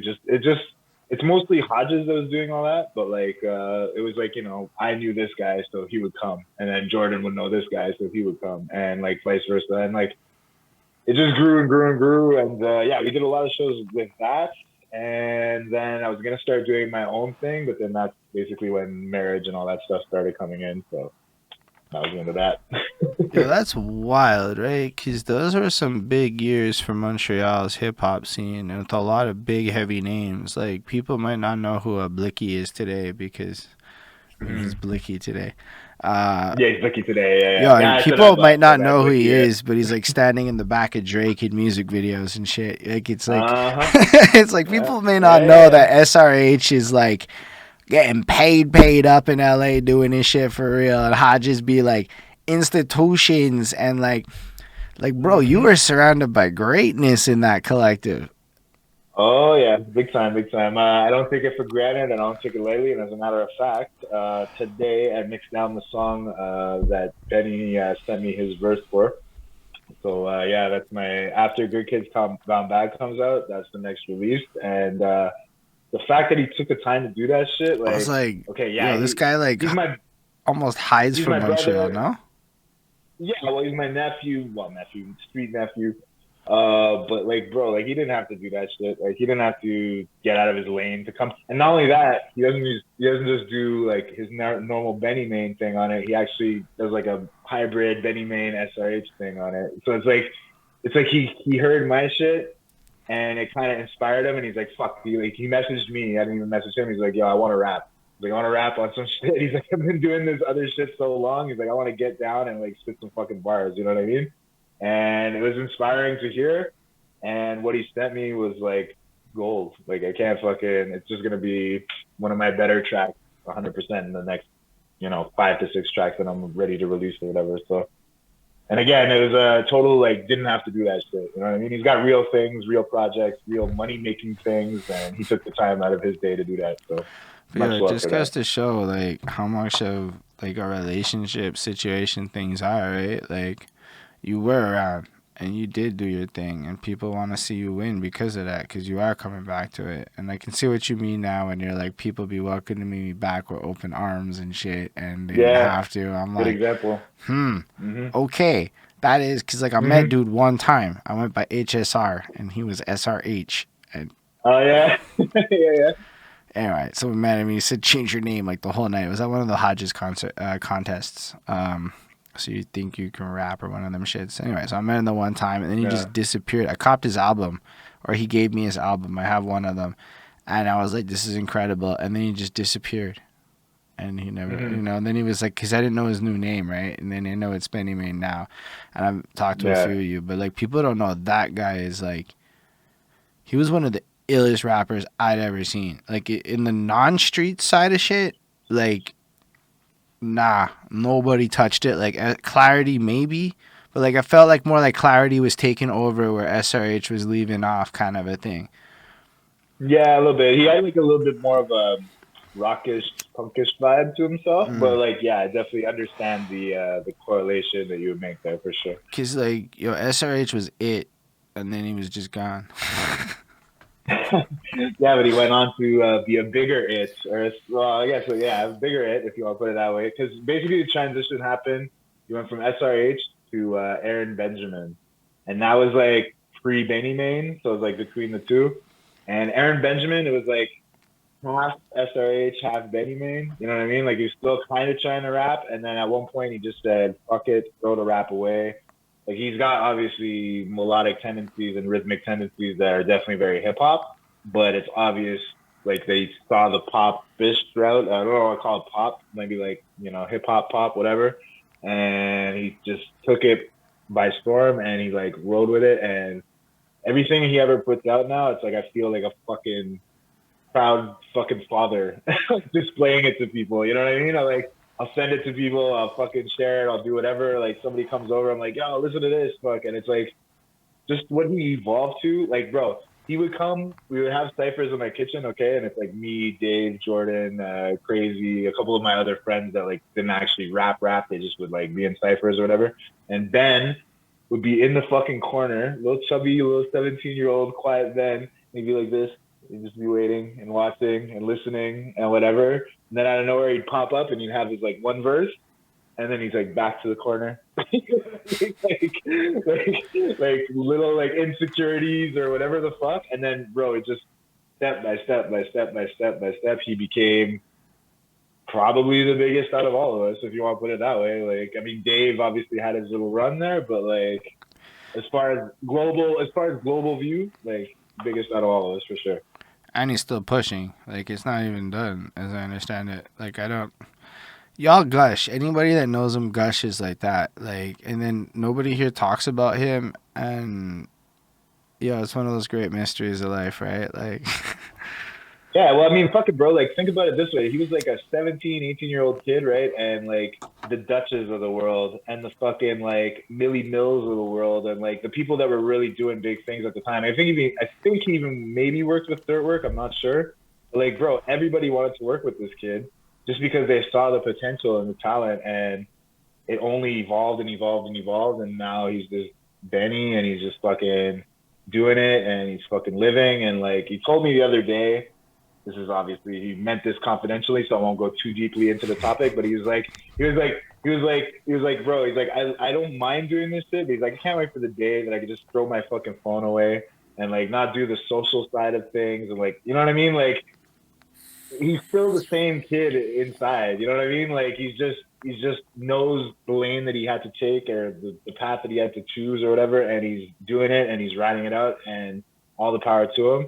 But then, like, I have sincere conversations with him, and it's like, I don't know, what he wants to talk about is like, I don't know, fucking eating sweet chili Doritos in the studio and like spitting on his pop filter. And then he's like, oh, my fucking pop filter smelled like sweet chili Doritos for a week. Remember that? Or remember this? Or remember that? You know what I mean? Like, he's still the same fucking guy, you know? Like, and that's the thing. I guess people, it's like what you were talking about with like gods and celebrities and shit. It's like people like mystify or like, you know, put people on pedestals and shit. And bro, like, they're still humans underneath all that shit. Like, they're gonna make mistakes, they're gonna do stupid shit, they're gonna whatever, you know. So like, to idolize those kind of people, or like idolize people in that way, I should say, it's just like, it's dumb, bro. Like, everybody's a human, everybody's gonna make mistakes. No one's a god walking on this earth. You know what I'm saying? And like, that being said, with SR, like, or well, Benny now, it's like, I love just fucking like going back and forth with him until like 2 a.m. on WhatsApp, like just talking about stupid old shit, because I know that gives him a little bit of fuel. You know what I mean? Like, I know it. Look at you, QwestA, being like the ultimate homie. I mean, whatever. It's not like that. It's bro, the level of consideration and thought and like everything, you're like, all you gave a shit about was what you could do to, like, you know, give him something, you know. I mean, that's some ultimate homie shit. I appreciate it, but I know he's not getting it elsewhere. You know what I mean? Like, there's a lot of yes men around him. There's a lot of that kind of shit. I'm sure he definitely has some genuine people around him, and like, he wouldn't surround himself with a bunch of but like people. But it's so different. Like, the number of people. Okay, I'm not gonna act like I totally understand what fame and celebrity is like, but I know what it's like to be surrounded by a lot of people you don't know. And that's all it is a bunch of people you just met them all, and they only know you as an interviewer or as a rapper or as a guy on Facebook. So like, nobody knows you, right? And I could you like grab that, and then you try to, like, in my head, I'll scale that to like 1 million, and that's what I picture he going through. So it's not like so much daily, like, yes men, but like, everybody be like commercialized in their relationship with you, because everybody's there for a reason. Oh yeah, 100%. And they all want a piece of whatever they can get off you, bro. Like, that's just the facts, and it's also the life you choose. You know what I mean? It's like celebrityism in general. Like, yeah, okay, you get a lot of perks, but then you have to deal with that negative side. It's just, if you want to go there, it's a yin and yang. It's a fucking double-edged sword in that sense. You got to just deal with that, like, and you got to be strong enough to deal with that too. I'm sure, because I'm sure it's definitely a mental strain. It's like, who's really talking to you as you, and who's really talking to you as like a dollar sign. You know what I mean? Like, or whatever potential thing they can get off you. You know? I don't even know if it's so much as that side of it. I'll say one thing. I know that 90% of people who talk to me don't talk to, like, me. It's this parasocial manifestation of what they think that I am. And the number of people I've hung out with in the last year, they come into the room, we chilling, and then they say some shit like this. Yo, why don't you smile more? Or some little thing. It'll be a little thing, and then I'm like, oh, you don't like me. You think you like me. You're in for a sad fucking time if you think I'm going to just start smiling on command to make you feel comfortable. But like, I realize people will see me, and I put extra effort into smiling on camera. It's like one of those, I had to take notes. I talked to people, and I did an interview with Iron Solomon, and for 2 hours I didn't smile. One of the coolest moments. I was so excited, like a kid in a candy. And I'm like, so you're holding it in. Not even. I was just, this is how my natural expression of joy is. Right? So I have to.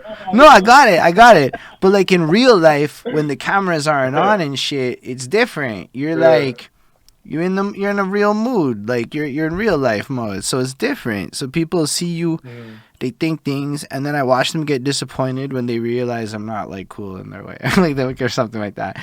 And it's some wild shit to see like happen, and I'm like, yo. So imagine being like mad famous, and it's not even like about like what they want out of you in a money sense. It's like he said he puts out a social media image. I put out a social media image. You do too. We all do. That image is what we know. I don't know Rico Blocks. I know the Rico Blocks of Facebook. Okay, yeah, that's fair. That's fair. My thing is though, is that with me personally, and again, this goes to the tip of me not trying to potentially like make anything happen career wise with this anymore. Like, this is really just a ride for me right now at this point. Is that I can be myself on social media. Like, I don't know if you ever like check my stories and shit. Well, I know you do, but like, you know what I'm saying? Like, I'll have like the hip hop, like today, for example, I was in the studio. I did like a bunch of real like hip hop posts, like, you know, like just performing and whatever, blah, blah, blah, because it's part of what I'm doing. But then at the end of my story, you see me like cooking a fucking roast. You know what I mean? Like, cause that's what I fucking do. And like, it's just, there's no, my social media is not like so focused on that. It's a part of my social media, definitely. And it's definitely something I acknowledge and present to the world.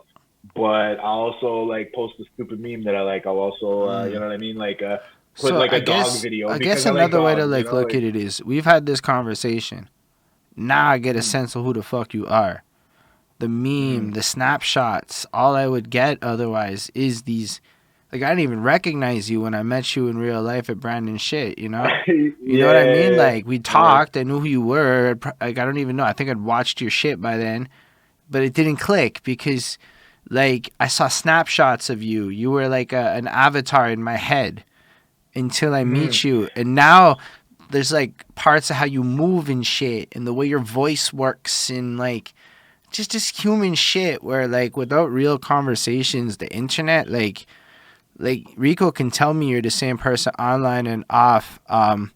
It's more like I don't know you. I just know what I see of you on Facebook. It's not like a person. It's of just course. statuses so I believe all the opinions are legit, and I believe the pictures are unfiltered or filtered. You know what I mean? But like, they're just pieces of an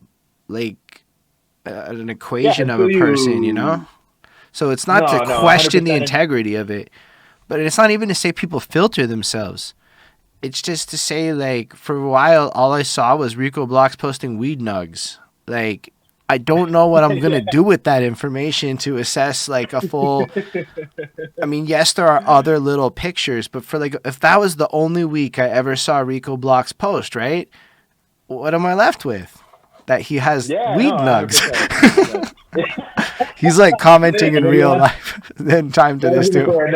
I was gonna say that he wants to have a smoke out session against you. He's been talking about that every time I see him. Man, it's done, Rico. Like, you see how much I smoke on this shit? Like, as long as it's, let me be clear, I don't promise I can do no shatters or hashes or blunts even.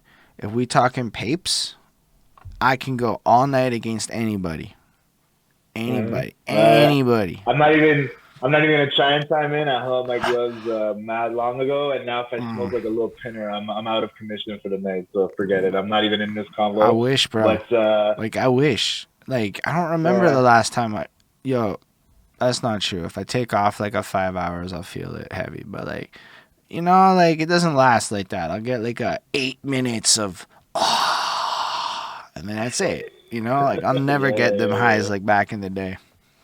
Hell no. Well, what's fucked up with me is that like I was on and off for so long that like I can't remember when I quit exactly, but anyway, I quit at one point for like 2 years, right? And then I came back, and then like weed had evolved into like you know, I was just smoking like fucking like Exo. It was called Exo. There wasn't like the million names that fucking exist now. You know what I'm saying? Yeah, exactly, bro. Now you're like I don't know, fucking OG Kush Pink Lemonade. Like I'm throwing out like random names here, like God Titty Milk and shit. I don't know, fuck, you know, like I literally like it was so over my head, so over the top when I came back. Gummy buns. I don't know what the fuck. It's just shake from gummy buns.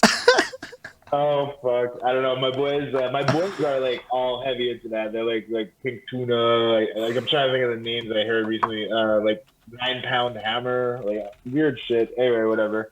they're into that shit, and like more power to them because, bro, like I literally take 2 puffs of that shit, like the shit that they smoke, and like I'm Allow done. me to So be like you abundantly better. clear though, bro. Mm. 3 rum and cokes, and I'm already like, okay, if I have any more drinks, I may behave unquestionably bad, you know. And then it's Ah. lightweight shit. So like, I'm not acting like I can hold everything down. I just do the Mm. weed like a champ. I can't drink for shit, and I'm pretty bad at mushrooms too. I think I get real high and I run my mouth. Yeah, I think that's everybody on mushrooms. I'm pretty sure, but okay. I don't know. I have no basis. I've done it very small amounts of times in my life. But nah. No, me, it's unfortunately the drinks. I could definitely go like pretty hard. I mean, like, kind of like the team that I roll with and what we do and shit. But that being said, like, if I have a night like that, like, I definitely make a fucking solid point of like, I'm off for like, at least a week kind of thing. You know what I mean? Like, before I have a next night like that. Like, I can have drinks in between. Like, I can have like a 2-3 beer night. Like, I don't know, I go out with my girl or some shit. We go to dinner. I can have like 2 beers and like a glass of wine, and that's my night. You know what I mean? But that being said, like when I'm with the homies and they're fucking in the zone and we're at tequila bar and we're fucking wilding out and blah Okay, blah but blah. It's tequila like, bar is like, okay, I get it. Tequila bar is wild. oh fuck yeah, that place is wild is an understatement, I believe. You want to come? It's my boy's birthday, end of April. Benny's actually gonna be there too. Yeah, say that. It's dope. We'll save. We'll keep your tequila consumption to a minimum. Yeah, You no, can I go mean, smoke outside. no, I know how to do my like limit, right? Like I know my. Yeah. That's what's important, right? You know that, like I know I Yeah. can go at least one. Anybody can do one. Yeah. And then you wait, and then I maybe wait like a good 20, 30. See how that one hit, because sometimes that one is a 2 and you don't know it. You got to see if that one is a 2 or not. Yeah, that's true. I don't know. Me, I have like a stupid mentality, like in the sense of like when I'm going, the happier I am, the more I can flow. And generally speaking, I behave myself overall. But there's the odd night gonna be a dick sometimes or stupid shit will happen. And that being said, they're very few and far between now versus what they used to be. Obviously younger, more bravado, more fucking I don't know, like pent up energy. Like now I'm like a lot more calm as a person. I'm definitely more positive as a person. So like when like let's say like any of your vices, like I don't know, people drink, people do coke, people do this, people do that. Whatever you do going in, like you go in with a negative mindset, you're gonna definitely continue that negative path if you continue adding like a substance to it, and then if you go positive, you're just gonna go That's up with facts. that Like substance I was most of the recently time. faced with this moment of not smoking weed for 9 hours. It was this bizarre moment of going to the office place at work with this realization Okay. of there's no marijuana here. Holy shit. And we're saying 2 years without sobriety, bro. Like there was no, except for when I took the planes and shit. Like why else did I need it? I'm pretty sure they're aware at work, or at least if they're not, they wouldn't be surprised. Because like I'd be wildly smoking crazy joints all the time on the internet as it is. But like I went, and then I realized because my life is in this place where, believe it or not, it's more branding at this point than it is coping mechanism. Plus I like it. But without it, I'm not miserable no more. So I was like, fine, being sober is adequate. I'm not miserable. Like my vice isn't required here no more. I would much prefer having my vice.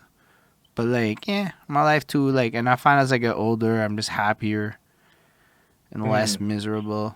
Well, that's definitely an important realization, because if you're going around and like you can't fucking like function without the shit, or you can't be happy, or you can't be yourself even, that's a problem, and you got to address that problem. But if you can definitely walk around and just be yourself, like fuck, bro, I don't know, I'm the same person that you're gonna meet. The only thing is like when I add alcohol to the mix, then I'm gonna get a little bit more.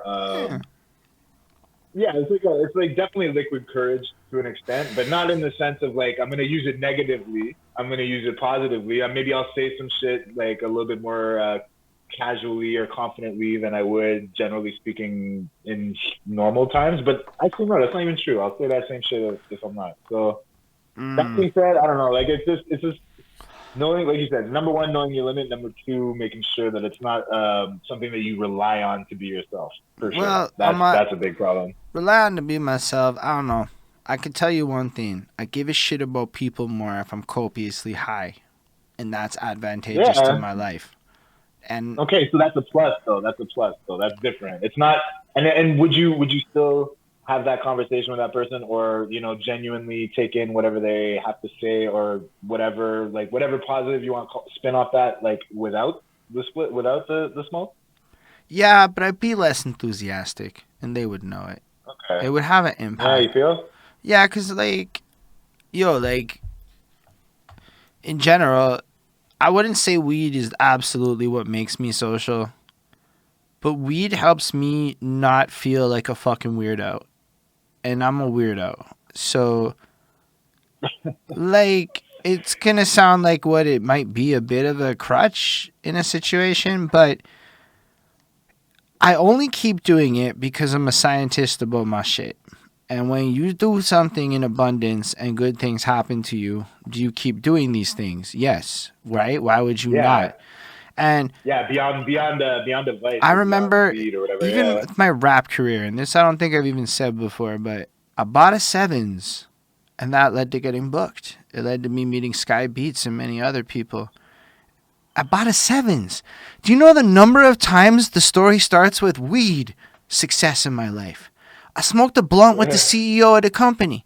Success in my it's like if you listen to positive reinforcement and your name is Holden, because this is not necessarily you. The more I smoke weed, the more dope shit happens. Now doors get closed in my face, but other doors be wildly opening in my face. And I don't know that at this juncture, without words like I'm pregnant, we even need to think about it. The fact is, if I gotta be sober, I'm 34. Of course I'm gonna be sober in that moment. But if I literally don't have to be, I make enough money. Yeah, trust me, bro. Like if everything is successfully working for you and that's how it is, then more power to you, man. Like, the people, it is what it is. It's like, but that's why I have to add caveats. Like you kind of have to be able to have all those boxes checked to justify it, and if otherwise, it's not that. Because I'm clearly a drug addict. Like, let's be fucking real. Hey, but look at it this way though. You could be on much worse things than we. Like that's why I asked too. Like you mentioned it before, like your job or your career or whatever. That like they know, and like you almost say like in the sense of like you were concerned about it, because like obviously I've had that. I mean, I'm saying on wax that I went to work stoned all the time for 2 years. Like, arguably, nobody want to get clipped on that. I'm just running on the gamble that none of the two other people really are here on the stream right now be like my boss and them, and that y'all ain't gonna go snitch on me, and that this will never get back to them. But if it did, because here's the thing, on an official front, they'd have to give me a warning or some bullshit, and then that would. Yeah, I mean, technically, yeah, okay. Yeah. So, but like, I sweat weed smell, even if I'm sober. Right? So, like, it's just, and they, every fucking work event, the office party, I'm the dude walking in stone.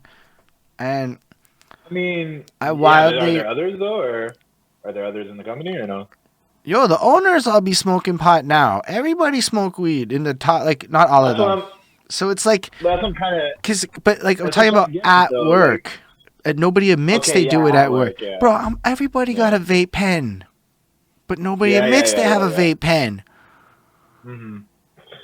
No, I know. Well, that's what I'm just trying to say. It's like, okay, when you apply it to the fact that literally walking in to do your job while, intoxicated, it's way too strong of a word, but you know what I mean? But when you're in work from home for 2 years, your work from home, bro, it's just webcams and shit. You just clip the shit, put it down, and you on the call.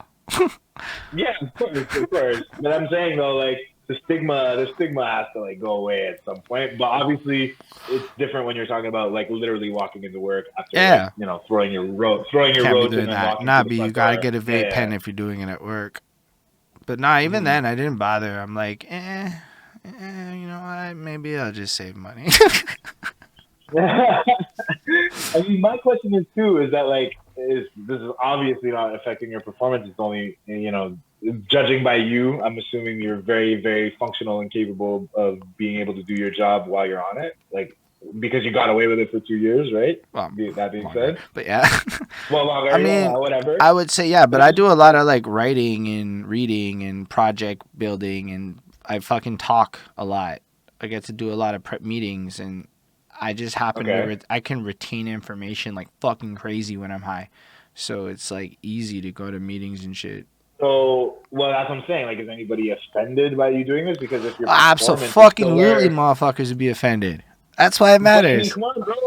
Like, that's what I don't understand. It's like, if it's not affecting you like on a professional level, you know what I'm saying? Like, why does it have to be such a super negative people thing? like, you know what I mean? I'll give you my theory. So there's two kinds of weed smokers. There'd be like habituals, and there'd be the occasionals. Yeah. And the occasionals were not. There aren't a lot of legal habituals right now. It hasn't been legal long enough, right? So when you think of the upper echelons of conservative power, maybe people of immigrant backgrounds that do a straight and narrow path, a few other things like that, right? So you have all this older class of people, and they either have smoked occasionally and they got high. Yeah, well, that's the problem. Yeah, sorry, or they understand it to be a criminally illegal thing.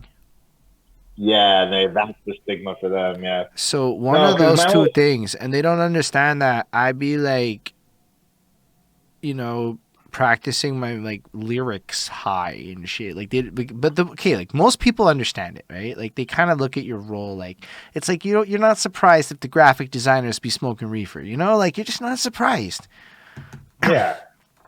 But my thing is like doesn't I don't know fucking John Smith at your place like take antidepressants or you know what I mean, some kind of shit like that. Yeah, that's what I'm saying. It's a different kind of mind altering because that's back to that part-timey shit. Everybody's experience with weed is the 1-2 time. Everybody has the 1-2 time, but only habituals have the habitual version. So unless you smoke daily and stopped, you have no idea what my weed be like and how I can chain smoke joints. It's kind of like with mushrooms where like, you don't get like high after a while. You just kind of, like it's different unless you're microdosing and shit. But like, I don't know. I have to do like an insane amount of like fucking shattery fucking edible shits to kind of mildly feel buzzes. And then I also have to eat fatty food and like really put effort into getting high. And it's going to last like 45 minutes and that's my luck. Then it's go to bed. Yeah, exactly. Well, that's the thing. I mean, okay, yeah, like we were talking about, I get it, workplace professionalism, blah blah blah. They're gonna fucking. Yeah, I can't change the middle class, bro. They would call it common sense or some shit. And yeah, they're gonna go through their protocols, and it is what it is. But I'm just saying, like, we're gonna get to a point. I hope at one point in society, when it comes to weed, alcohol is totally different. Alcohol, like a switch can turn, and you can definitely like be out of control after a certain point. But weed, I'm sorry to say. The worst case scenario, the guy's gonna get maybe too tired or something. Nah, because check it. I'd be like a writer. Habitual. No, but habitual people too. You have to be like good at it, because sometimes people be kind of bad at it. They're new habituals. And then if you're making grammar mistakes and you're a writer, it's bad news bears, and you should not be smoking pot. Oh yeah. So like 100%. Like I have the ability to proofread, as an example. It's like the little things where you have to get good, and then when you get good, you can. But if you don't get good, you can't. Like I don't think I could. Like I couldn't do some call center shit right now. I couldn't do calls right now. Like I'd be fucking. I couldn't handle that high. Right. I haven't done it. I don't have the patience. I might say some dumb shit by accident.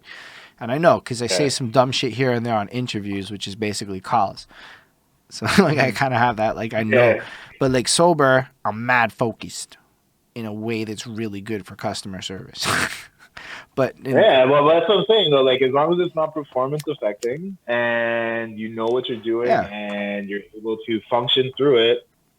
Sorry to say, like weed just doesn't have that same stigma for me anymore. You know what I'm saying? Like, and it never really did to begin with. It was just like society putting that stigma on it before anybody else. But like, you know what I mean? Facts. Like, I don't know. I really don't see the issue. If you compare it, like, again, to alcohol Nah, I mean, and alcohol bro, being I'm legal completely and all sold that. on it. It's really cultural norms versus scientific realities, and even that, if you run the rabbit hole, there's like the U.S. government is weed is a Class A illegal drug, so only like one place can research. You know, it's a bunch of weird shit. But yo, what made you come back to music? Just like the joy of it. I missed it. It was actually funny enough. It was Prophecy. This guy, he's like, used to be around back in the day, West Island dude, and he was like, "Yo," he's like, "I have a track. Like, you want to come jump on it? Do you have a verse?" And I was like, I had a book like throughout the 10 years. Obviously, I filled up like 20 notebooks of like just lyrics because like they never got used.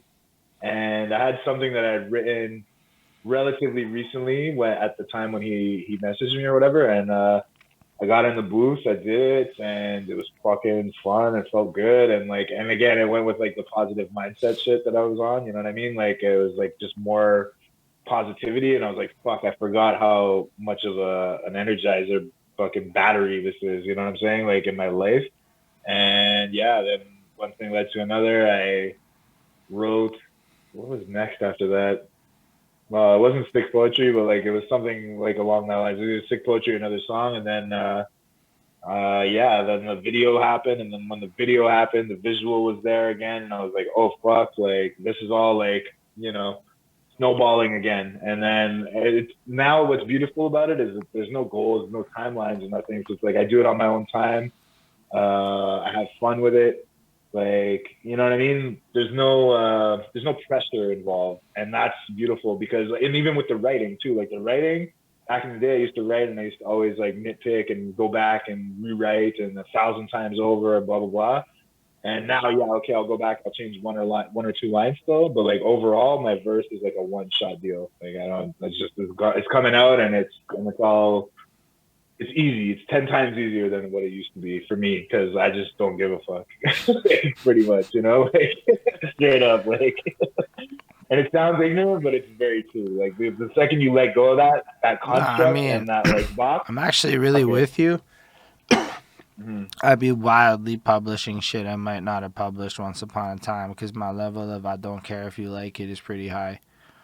I mean, I want you Yeah, to and like it, but if you don't like it, I like it. So, I mean, yeah, exactly. And it's so advantageous to your creative aspect and your artistic aspect. It's like ridiculous, bro. Like there's no more box. There's no box for me anymore. You know what I mean? Like I'm not trying to be something. I'm not trying to prove anything. I'm not trying to show anybody up. I'm not trying to do any of that shit. I'm just being me, and it's easy money, bro. and then you Simple. get Rico Blocks in the video, and you get a whole. And I met the 448 Films guy in front of a bar the other night, so. Yeah, he's mad cool, man. I like Don Bluth. Who's the guy in the thumbnail? That's Kenny. That's one of my main boys. All those guys that are in that video are like guys I see every other day, pretty much. It's all team life right there. Because I just. And life is actually his thing too. The guy in the thumbnail, Kenny. All I know Which is like clothing. Saw that shit. Okay, so Life's a clothing brand. Yeah. Well, it's gonna be Life 13 because Life exists or whatever, like the actual clothing brand Life. But yeah, it's basically the same thing, just 13 at the bottom. It's just a copyright issue thing. And so Man's the clothing brand is the guy in your thumbnail, and I'm like, that's not Rick. I thought that was you at first. Am I even gonna lie when I saw that, right? Because I don't know what you look like. You're just QwestA. You're some fucking thing that's that big. So I'm not like. You're not really the ones I'm clicking on as quick. You know what I mean? Like, that's what it is. So, no, so I hear that thumbnail. And I'm like, we did that on purpose. We did that on purpose to not put me in the thumbnail and put him in the thumbnail. It was like a little homage. No, I was curious. Yeah. And then that came up with 448. We're like, I don't know who's in the thumbnail. It's like, I don't know who's in the thumbnail either. And I'm like, fair. I mean, fuck, you hung out with him all day, fuck. How did you not know? Well, because, like, he probably be like, together. but it's more like he probably be doing video, you know, doing his thing. Oh, yeah. And then it's like, because he's not the Rico Blocks or the QwestA, he's just like, well, who is this guy, you know, in the greater context of this song, and why is he the thumbnail? That's Kenny, aka Ricky, aka the Commissioner. What else is he fucked? It's pretty much Don Cartagena as well too. From Colombia. He's born in Medellin, so And that's my guy though. That's my guy big time. And Rico wants us to discuss the session for Pointer. Oh fuck yeah, that was a big one. You know Skinny, obviously. Skin Deep. Yes, I do. Yeah, of course, yeah. He assembled the fucking hip hop world. Can't remember what year it was, but who was there? It was Rico, me, Steve's Rock, Lopeshi, SRH. I'm gonna leave out some for sure. I can't think off the top of my head, but I think D Shade was there too. And Dutch was there. Let Me Know was there. It was just like a collective of everybody, bro. And it was just for Akil's album at the time. And yeah, everybody came with their verse, and it was a fucking just like a memorable night. You know what I mean? Like more than the session itself, just like everybody kind of being in the same room at the same time. I think I've spoken about this with you too. It's like Montreal needs a lot more of that fucking shit. You know what I mean? Like Montreal needs to get on the same team, fucking push each other and shit like that. Like that was something that happened back then in a time when it wasn't something that was happening. You know what I mean? Well, so props to Akil for that. I think a lot of us is trying at this point. I mean, I am comfortable in saying your boy doing what he can on every conceivable front. You want an English media? Y'all wanted a playlist? Yeah. You know, I'm on some data shit. Like, I'm doing what I can, you know? Even this summer, yo, like, for LaSalle people, because you LaSalle people, yo, up in Girard Park, I'm going to be fucking throwing shows in the park with my little amp shit that I'm going to rent. I'm fucking make it happen. Every week, it'll be a day, which is undetermined at this time, because I haven't logistically planned it yet, but get a fucking QR code thing on a flyer so that anybody come through. If you're performing, you get a song on this playlist, you know, like, you know, ways that, like, but people don't come to shit, and it's really fucking psychologically taxing. I'm gonna keep doing it, but I get why most motherfuckers stop, actually, because it's like, yeah, I mean, people's attention span in the city. I'm talking about like the artists' attention span in the city, or their willingness to actually participate for all the talk. Like Rico Blocks, God bless this guy. He's one of like 2 people that even share my playlist. Like, I don't know anybody else that just came up with the scheme I came up with for playlisting that helps the whole city like I did, and how little love or attention it gets. And I'm like, you'd think this would be like a thing that like Montreal people would inquire about, because it's in your stats. I know it's in your stats. I made sure it's there. At least anybody on the playlist should be fucking helping. And we're talking several hundred people now.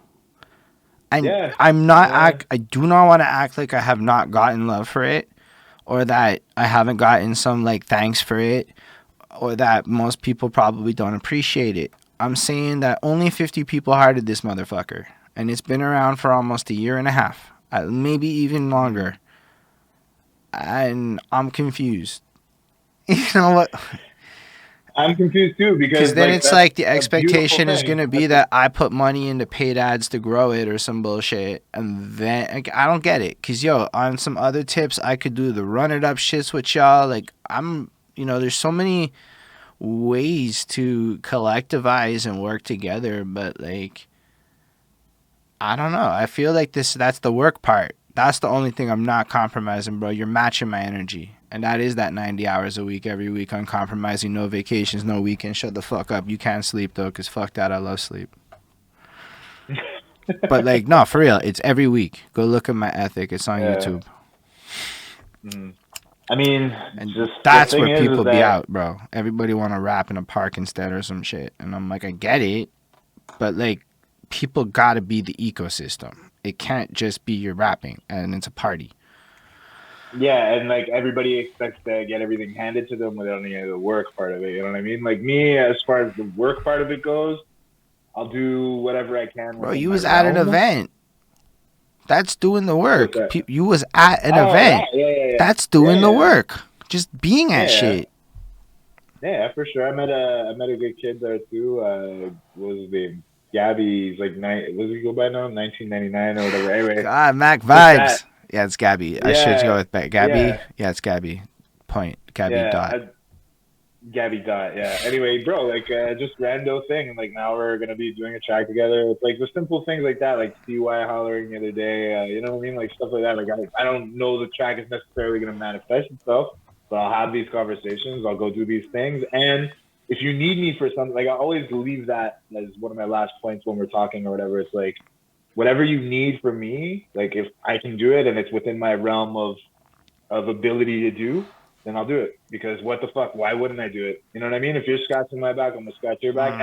And even if you're not, and even if you're not scratching my back, we'll try and help you like get what you need. You know what I mean? Like That's the community shit. And you know why it matters maybe for people in our age group? Because the kids are just doing it without us and they don't fucking need us. I went to a Mike Shab show and it was like beautiful, bro. It was like all this love for two Montreal artists and nobody gave a fuck about the mainstream in that room that night. They wanted to be there for that. That was the hottest shit they could have seen. And it was us. And I was like, yo, say word. And they were young. One of them kids is 16. Already crowds is turning up like that from. Records in a barber shop and shit, some girl was telling me. And I'm like, this is wild, you know? Like, we all coexist in this scene. So it's not like people don't need to figure it out. It's people above the age of 25 need to accept that we have to figure it out for ourselves because literally everyone else is doing it. As in the young people. They see us doing podcasts, they make podcasts. They say, and they have time. Okay, because we don't have time. Like, I'm not talking about if you're just doing it for fun. I'm saying like artists that are taking their shit serious. Like, you can act like we have all the time in the world, but like we don't have time in the world like a little one does. So they're actually just do, you know? And like we do, but like if we want to build an ecosystem that will monetize your shit before you're dead and shit, we have to act a little bit like it's a job, not like it's a party. yeah, no doubt, no doubt. I mean, that again goes with the whole like, what are your goals? What are your intentions? What is your drive? What is your push? Like, because that's the thing. Like, yes. I don't mean Again, as if a that. rapper. I mean as a community member to Oh, build the okay. Well, that's scene. different. Yeah, Like, what do you that's do on different. That's top of different. rapping? Like, what else do you Well, bring me. to not you, but in a hypothetical, Okay. right? If And you're a saying you hypothetical. want to Yeah. be like the man, and you want to be like recognized and loved for your rap, like you want that to pay your bills. What else are you doing with it? What else are you bringing to the table? Like, if somebody's gonna give you $500 at a show, is there really $500 of money coming back in to compensate that because your name is on a flyer? Yeah, that's it. I mean, you gotta have that fucking. You're not getting the $500 for like 30 people showing up at your show paying $10 or $15. You know what I'm saying? Right. You're definitely not walking out with $500. So yeah, that's it. It goes without saying that you have to build your own fan base. You have to build your own community around you. Then with time and helping other people, then maybe you can grow on that tip as well too. But the thing that the kids definitely have an advantage on us, or on me personally anyway, over is just using technology to their advantage, using algorithms to their advantage. You know what I mean? Like being able to reach out to people very easily. Like me, I'm learning. I'm doing it step by step. Like followers are growing. You know what I mean? Views go up I bit by mean, bit. you are doing But better than a lot of people, bro, for your ignorance. I mean, the whole thing is that, like, again, it's a not trying too hard tip. But then, like, there's days where I catch myself. I don't know, like I'm on my phone all fucking day, like, and it's not necessarily a hassle, because like I do enjoy talking to everybody. I do enjoy, being an ear and also somewhat of a helpful opinion most of the time. I like to believe, hopefully. But that being said, it's like there's days where it's just like, yo, okay, like I don't want to answer, 100 messages today. You know what I mean? I got real shit to do in real life as well, obviously, like everybody. You know what I mean? And like it's just a matter of like Maybe I just don't get balancing. 100 messages. Like I'm not that popular, bro. No, 100's an exaggeration, of course. But I'm just saying, like like your shit's going off all day. It's just going off No, all I day know, on I'll like be like that, different but things. I keep my shit down like this now, like all the time, and my Yeah, phone's always on silent. Like when I'm on my phone like a fucking fiend. But then I yeah. know how to put it down, and I'll check it like maybe once in interview, just 'cause, just in case. But like mostly I know I shouldn't, and I'll keep like social media off my face and shit. And but that was all like I'm learning, 'cause it's real easy to get caught up in Facebook drama where you start commenting on shit. That's the one thing I had to learn how to do. I don't comment on shit no more. I don't give a fuck. Oh fuck no, yeah, fuck no, fuck no. I got no time for that because if I throw that into the mix of everything else, like fuck, I'm gonna be on my phone nonstop, and then that's crazy. Yeah, Mm. no, fuck no. Even now I post milder shit because like I practiced inflammatory, but I got really into the comments, man. And it's like you can watch people like just break into fights over shit, and it's like, man, you can be a force for good or evil in the world, all Yeah, with like yeah, just via a post. well positioned copy. And it's like this is science. It's like so deep. That's when I think like foreign influence has greatly impacted our culture, and we don't even know about it because of memes, because of memeing. Yeah, Like just yeah, literally memeing is that. huge. 100%. Yeah, it would be really cool if you came out to the park and rap some of your shit. I mean, come.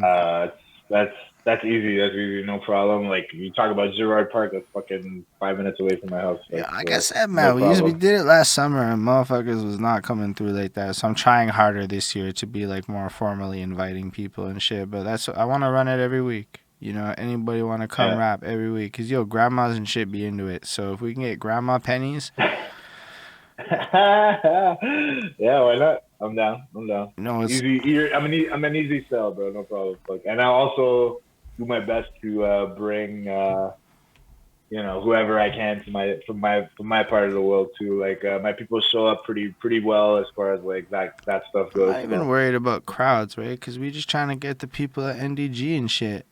And that's just the goal. yeah, And now that like COVID done, it's basically glorified busking. I'm not gonna pretend like it's not, but it's glorified busking in the part where a lot of Anglo hip hop has a lot of history.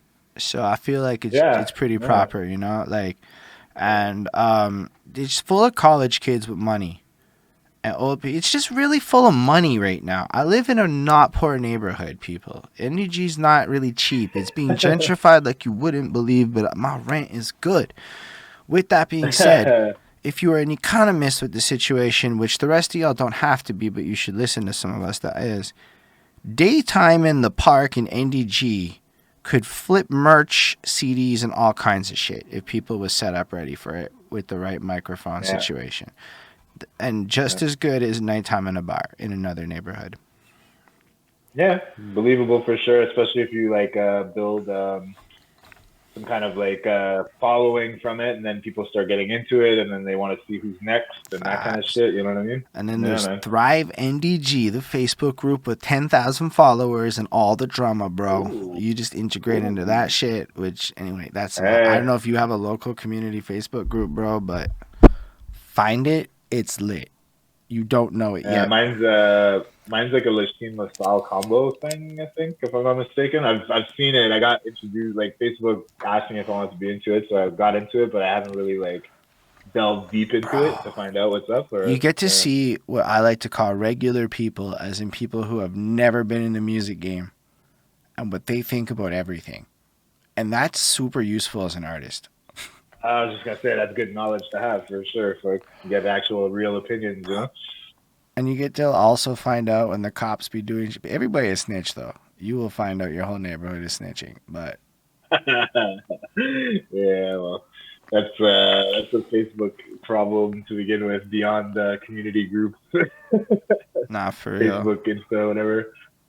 So, like, do you have intentions to do like an album, or is it just gonna be whatever you feel like?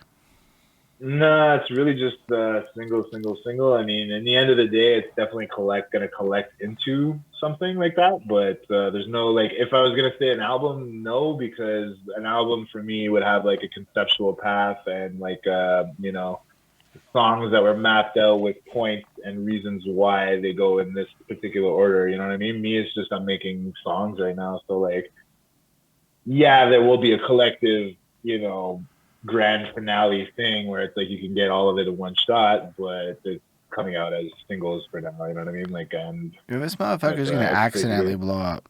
All of us out here trying, and Quest is gonna accidentally fucking blow up. I mean, Mister, if it I got happens, it happens. 1,000 views organically. I'm just like, yo, all love, honestly. Yeah, no, But that's honestly, hard like as that's fuck, and there's a all. part of me that when I see shit like that, I'm like, fuck, I try so hard.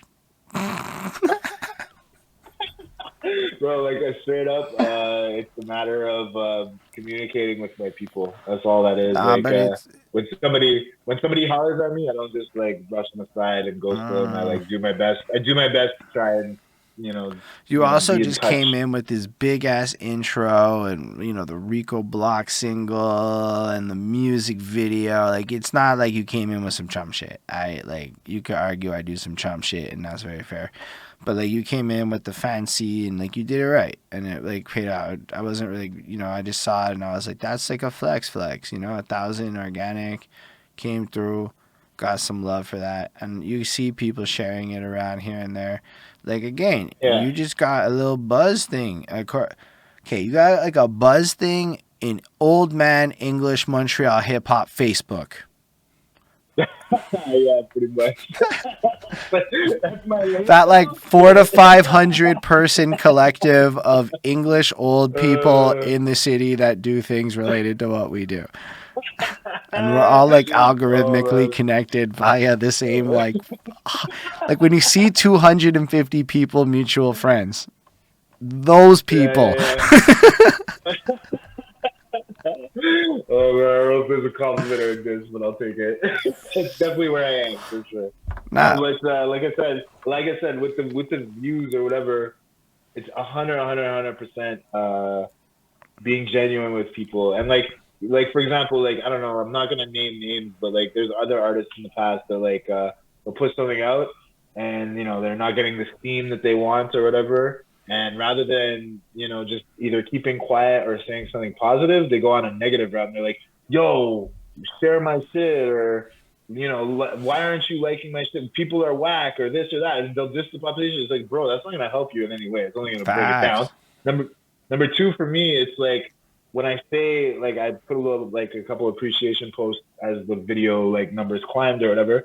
It was like it's genuine, bro. Like I genuinely feel like I'm like, yo, like I'm humbled by this shit because again, it was what we were talking about before. People don't have to open their arms to me. Nobody owes me no shit. You know what I mean? Like it's just love. It's fucking love, and it's reciprocated, and it's coming through the music, and then people showing me the love back by taking the fucking time out of the day. You don't have to take the time out of your day. There's like a million Mm. other things you could be doing. Yo, You know what that I mean? Joey Chops So, clip that you played, bro, that was big. Getting on their shit. uh, Yo, you shared a voice note from Joey Chops of Chop Vision. oh, yeah, Dude, yeah, this is the yeah. greatest fucking thing I've ever fucking heard in my whole fucking like that. It was like that. I listened to the whole voice note from that dude, Yeah, and then you've been on Chop uh, Vision like twice now. yeah, yeah. He's the best, bro. Like he's always been a supporting. Like forget like on social media. I'm talking about like in real life. Like you know what I mean? Like he said it himself during the podcast. I think he's like, yo, he's like, I used to go to like fucking family barbecues with this guy all the time and like stupid shit like that. And like he would every time he'd see me, he'd be like, yo, why the fuck aren't you rapping? And he'd be like angry at me. Like he'd be yelling at me. Like he would be yell everything that he says. And then Yeah. that's the funny part. He's like he'll yell at you in a negative, and then he'll also yell at you when he's happy and positive too. He's Yo, just yelling all the time. I'm gonna be real with you. Everybody thinks they might be the best podcaster in the city. Nah, B. I think it's Joey Chops. I think Joey Chops is the number one podcaster that I have encountered in this city. It's none of us rapper types. I think I'm top 5. Don't get me wrong. That's some ego shit for sure. But like, I heard him do his shit. And it was like, nah, hats off, B. You're the podcast guy. And it's I mean, done. yo, he's got. It's funny because that's just him, bro. He's not. That I think that's the beauty. I think that's the hidden gem to. I don't want to go too crazy with it, but to life is that like whatever you apply realness to whatever you're doing, like if it's an artistic thing that you're doing, it's Mm. always gonna show. It's always gonna be translated. You can't. You know what I mean? Like when you fake, people will know you're fake. When you're real, people will know you're real. And if they like it, cool. If they don't like it, then that's not for them, and it is what it is. Fuck, you know what I mean? Like, I don't know how else to put it. It's like a very brass tack, simple way to put it, but it's the But truth, that's the though. facts Like, of it. But we also gotta remember, and this is like unfortunately real, but like I highly remember that everybody love everybody brainwashing of elementary school. And like there is a degree of programming that I find it really hard when I'm not accepted by my peers because I think I was taught that I have to be. And I don't know how to fully cope yeah, with that shit. Now, I have learned, yo, once you have people who will hate you forever no matter what you do enough times, you learn that you will inevitably not like be liked by the world and you get used to it and shit. Then it gets simpler, but like until that like really happens, yo, you be constantly trying to be liked by people until you accept that you'll never win that battle. Well, I mean, I'll put it this way: like round one, when it came to me doing music, that was me. That was me, like looking for love in all the wrong places, looking for like, you know what I mean? Like if somebody gave me a negative feedback, I would take it way too much to heart or whatever. Now it's Mm. like, bro, like I don't know, fucking I'll come and play like a song for Santino and fucking Adam. These are like two guys. Adam is like the guy that filmed all my shit back in the day. He's always been around us. And then like Santino is Hot Six. He used to be in our group and shit. And they'll come and they'll tell me like all the shitty parts of my music, and like I love hearing it. It's like the reverse now. You know what I mean? Like that kind of shit. Like I take and like obviously it comes from the people of opinions that I trust. You know what I mean?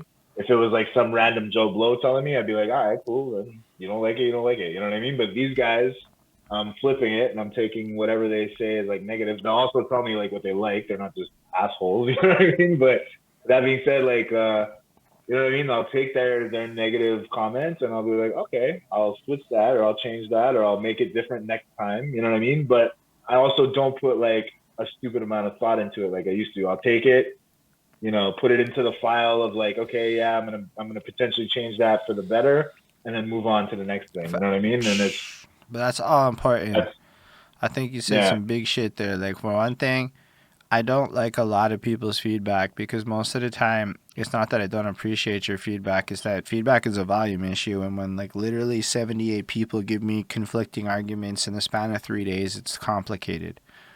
That's what yeah, happens yeah, yeah, when you yeah, ask people for. That's why I will never do that. Tell me what you think about my song shit. Like, frankly, yeah. I'm good for the most part. Like, some people, okay, you're Mhm. in the circle. I'd be sending you shit, you know, if you have Oh yeah, thoughts. yeah. Don't get me wrong.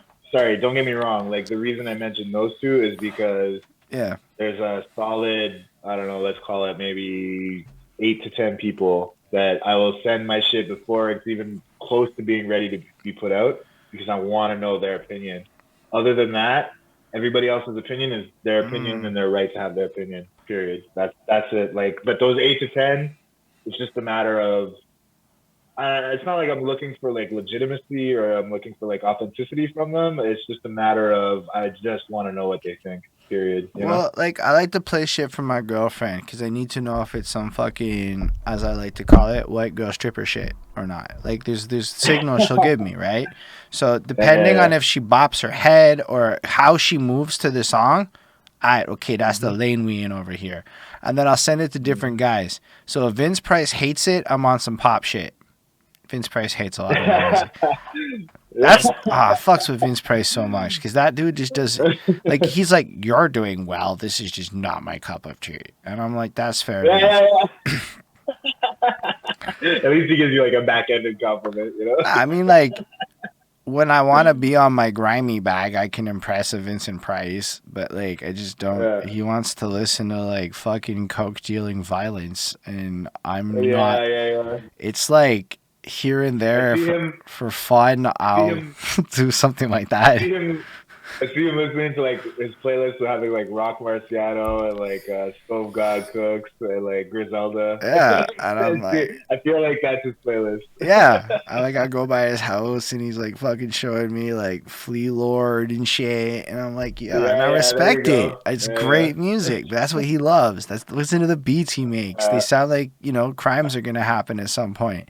And Exactly. Yeah, yeah, yeah. I grabbed his like one EDM sounding beat and paid him for that shit. I'm like, fuck Oh that. yeah, you had one. Yeah, You had one. yeah, I grabbed it. One Vincent. It sounds nothing like any of that Vincent Price shit y'all have. It's more like Yeah. like that kind of shit. It's like a Oh dance wow. song, and I heard that, and that was the Vincent Price I wanted. But man, I don't even think he's excited for this song. He's like, bro, that's not the beat I care about. I'm on some fucking making music with Rascass and fucking these guys, and Yeah. I'll give Yeah, a yeah, fuck yeah. about your fucking techno song shit. He's like, thanks for the money, but that's No, about it's it. not even like that. He absolutely thinks the song is like good. Like, don't get me wrong. Like he had to Oh, cut. you made the song. Well, it's mostly made. We're making the song. Okay. I'm I'm Okay. Okay. Okay. I'm working with No, I'm not. the Lorelai. My I'm not part's saying. done, but the Okay. Okay. feature part's not fully recorded and finalized. But let's say we're at like 90% of the song being done, but almost done, and it sounds Okay. ill. But genre wise, he'd be wanting to That's listen. not his. It's not where he's Yeah, it's at. not his thing. Yeah. Yeah. Yeah. Yeah, of course. Of course. And then maybe in 3 years, it's where he's at again, and he'll be so glad. You're gonna change this in face, are you? I don't know. But either way, I actually like that shit. I kind of like the fact that I could just be friends with that dude, and it's not like I'm not trying to get beats off of him because, frankly, he's not making beats I want right now because they're ill, but like, yo, he be wanting Yes. other shit. So our relationship's just so like, yeah, it's friends. Like we hang out, we've shared Yeah, it's food. real. It's real. You know, Yeah. like that's cool because I met a lot of people on the internet, and not a lot of things ended up like that. Yeah, well, it's like you said, people put out a certain persona that they don't necessarily live in real life, unfortunately, when it comes to the internet. I like to try to be as real as possible and as authentic as possible, like online as I am, in real life. And then, like, it depends on people's opinions of you too, right? Like, I mean, maybe people will hear this and say like, "Oh, that's not true. That's not how he really is." But the people that know I me mean, know that that's who I am. you You know? literally like Rico Blacks was saying that's who you are. All I've Yeah. ever Well, I heard mean, I about you know. is you're a great guy. I've never heard a damn negative thing about you. I swear. Well, it depends on who you ask, but yeah.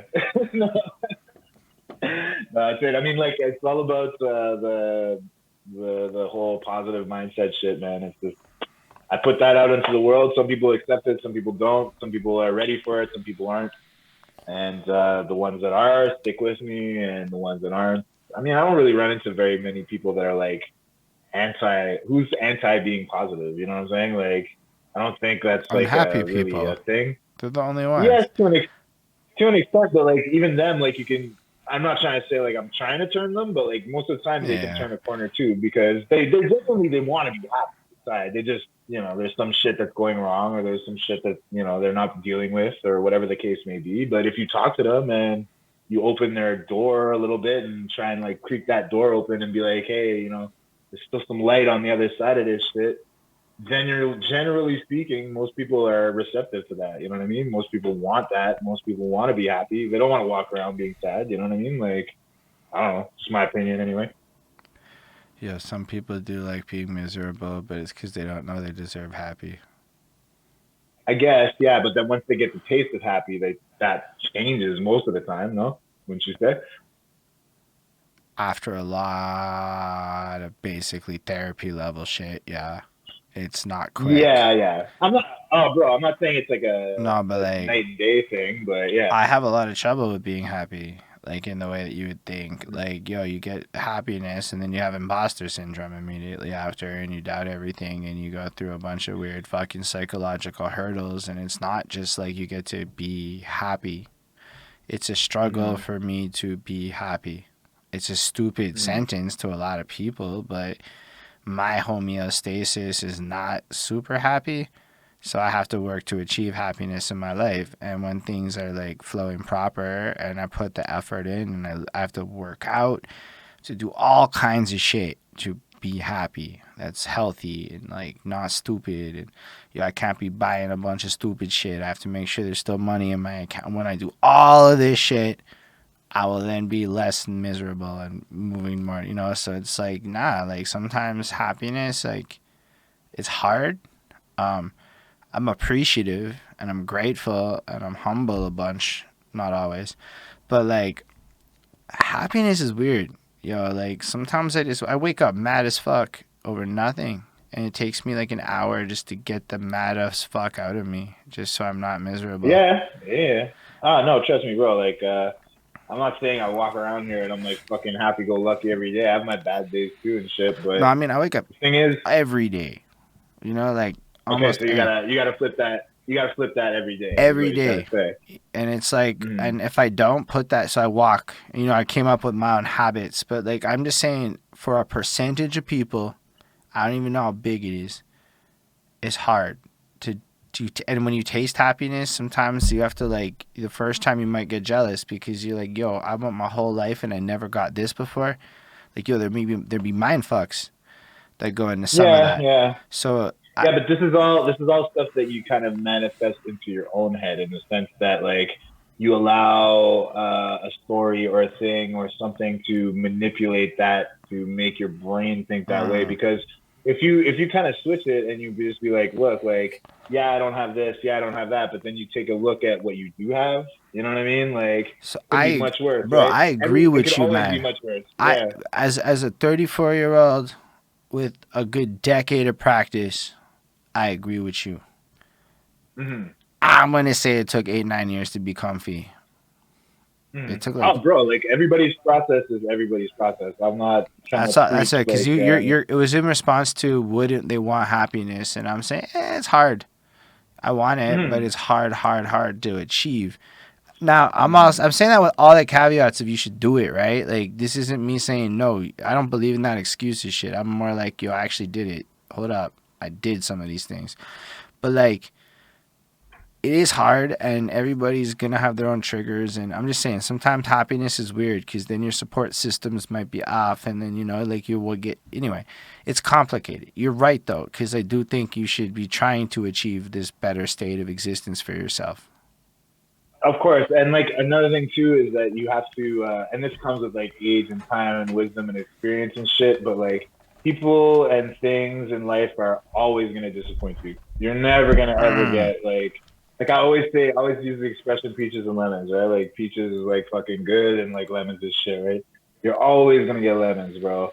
And it's a matter of, are you gonna let that fucking lemon like ruin your day, your week, your month, or are you gonna assess the problem, do whatever you can to fix that problem, get over that hump, and move forward and like look for the next piece. You know what I'm saying? Like, that's how you gotta live, man. Like, if you like dwell on that shit too long, it's gonna eat you alive. And if you fucking, of course, like, bro, what was it the other week? My tire blew. I got a scratch on my car. I burnt the shit out of my foot in Mexico. Like, I can't even walk on my foot for like 5 days. Like, a bunch of like a succession of things happened to me, and like I was thinking about it in my head. I'm like, an old me was like, oh yeah, I got double taxed by the government because of CERB and all this shit. Like, just a bunch of bullshit in a row, right? And all that to be said, it's like, old me, that might have fucked me up for like a couple weeks in the sense of like, I'm just sad and I'm like, this sucks and that sucks and this and that. And bro, it literally took me like, I don't know, like a day or two. Like, I corrected all my problems however I had to correct them, and like, I'm my foot obviously doesn't go away in a day, but like, I've fucking been taking care of it, blah blah blah. And it's like, I'm already back to myself, back to being happy. Like, I'm not gonna let it eat me. I'm not gonna let it destroy my week. You know what I mean? Like, fuck that shit, bro. Like, life's too short, man. Something like that. Like, now, I could probably get back in a day or two. But, depending on what it is, that shit might fuck me up for, like, 4 weeks of, like, I'm not it. Like, shit'll happen, and it'll be, like, a 4 or 5 weeks. That shit used to be 4 or 5 months, though. So to me, it's Okay. like So relative. look, that's So that's all I'm that's an saying. improvement. Yeah. But I'm cool with saying all this shit just because I just want somebody to hear what you're saying, just in like the response, and just if you are in that group of people where it's not easy, just like it is a process sometimes. I'm not like Mhm. I get you, but I also agree with everything Quest is saying because like literally everything he's saying is hard facts about how you attract success in your life. Like there's no ifs, ands, or buts about it. People are attracted to that positive, genuine attitude and care. It's the willingness to care at the level that you do. Mhm. And maybe just in your case, you have such a powerful support system because of that at this point that it's just magic in your life. But that, and I'm saying even that, work towards it. Like to me, these is goals that people should be working towards. Yeah, 100%, man. Like it's like and again, that goes with saying like you say like a powerful support system. Of course I do. I have definite like huge positive influences in my life and all that shit. But I definitely do rely on them for certain things, but a lot of it is definitely coming from me and me wanting to do that and me switching that mindset to do that. You know what I mean? Like, and again, with no disrespect, like people help me all the fucking time. Don't get it twisted. Like all the No, time people you help have to me. accept the help, But right? Like that's a huge part of yeah, it. Like if somebody be throwing a life preserver, you kind of still have to grab and do your end of it. Don't get me wrong.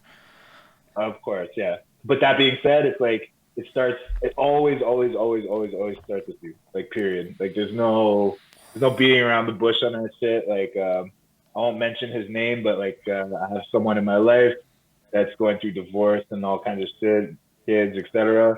And he's on a constant down. And I always like in the beginning, like I wanted to in the beginning, like because of the scenario and how harsh it was, I was like trying my best to just give him like the oh things will turn around and you gotta smile and do this and that. Then after a while, sorry to say, I got kind of blunt with him. And this is someone who's very close in my life. And again, I'm not gonna say his name out loud because it's not for me to air out his shit. But with him, it was just a matter of like I was turning around at one point and he would message me a bunch of shit and like, oh, this sucks, that sucks, this sucks. And I go, okay, what are you gonna do about it? You know what I mean? That kind of answer. And sometimes, like after a bunch of coddling, sometimes people need to hear that shit. And, it's not fully turned around for him, but he's starting to turn around. You know what I mean? And then that being said, I'll still give him like the, how you doing? Okay, well, what are you doing for this? Like, I'm not just telling him like go do it and not giving him any advice. I'm gonna give him advice as well too on like how to fix it. Bro, like nobody be But like QwestA. QwestA be like a 1 in a million motherfucker right here. Y'all best if QwestA be giving you that TLC in your life, buy the man a drink or whatever, steak or something, because that's some yeah, I honorable don't ass know. shit, bro. I appreciate that, but I mean, it's not like on no point system shit. It's like really, because like No, always, but bro. you know that expression, give a motherfucker his flowers before he die? Thank you. That's Yeah, kind yeah, of I've heard like that on. half the shit I be trying to do with this channel, mixed with like a few other things. But like when I hear something that's truly an admirable like personality trait in my eyes, because obviously part, but it has to be recognized because people need to see the like dope shit people can be. Maybe people don't know that Man, that's that dope shit. I mean, I appreciate the compliment. Don't get me wrong, but that's just easy for me. It's like how I want to live my life. You know what I mean? And then again, like I said, it always, and it's not the point of it, but it always reciprocates. Always, always, always. Like anytime you put that shit out in the world, anytime you try and help, you get help. You get just things just happen, bro. It's like there's no real like again, I don't want to get spiritual or too karmic with it or whatever, but like it's such a force in life that it's like Nah, be it's like impossible to ignore. It's I impossible to ignore once you start doing it. I'm like with you though. I would have made fun of that shit 10 years ago, possibly, Me too. but Me now too. I'm Yeah. sitting here being like, shit. Like there's this philosophy with rich people that the more you spend money, the more you get back, and you see it with shit like wedding gifts and presents. So if you put $1,000 into a birthday present of somebody worth more than you, you're getting a $10,000 present back. Yeah. Yeah. Most likely. And this isn't meant to look like people document this shit. It's not like I'm looking at it for malicious reasons. It's just the facts of the flow of how it works. And it's Yeah. not telling you to be like that, but it's saying like that's why people spend money. because people who know you spend people know you spend money, then you get included in the circles where money circulates. And if people think you don't spend money, you're never going to get invited to circles where money. That's honestly the best defense I can give for fashion. The fact that you have a matching polo to your hat and it looks like you put effort into that and you're not afraid to spend $1 to get the right thing, that is a signal to people with money that a lot of people don't even know about. Yeah. Well, I mean, perception is obviously a big thing, but like, I do this shit just because I like being fresh, personally, if it's on the fashion tip. But I understand what you're saying, though, 100%. And like, the only thing I wish I could do, and I have been doing it over the past few years, is apply this philosophy to getting money. And actually doing something in the next couple of weeks. I'm switching jobs, and it's going to become like a lot more lucrative for me.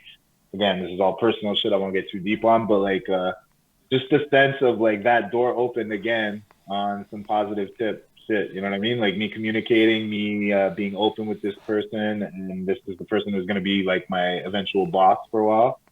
And again, it translated all from, again, me just being open, me being positive, me exploring opportunities. And then when the door opens, don't be afraid to go through the door. It's the other part of it too. Because motherfuckers be getting doors open in their face, left, right, center, and then complain about how the door is ugly.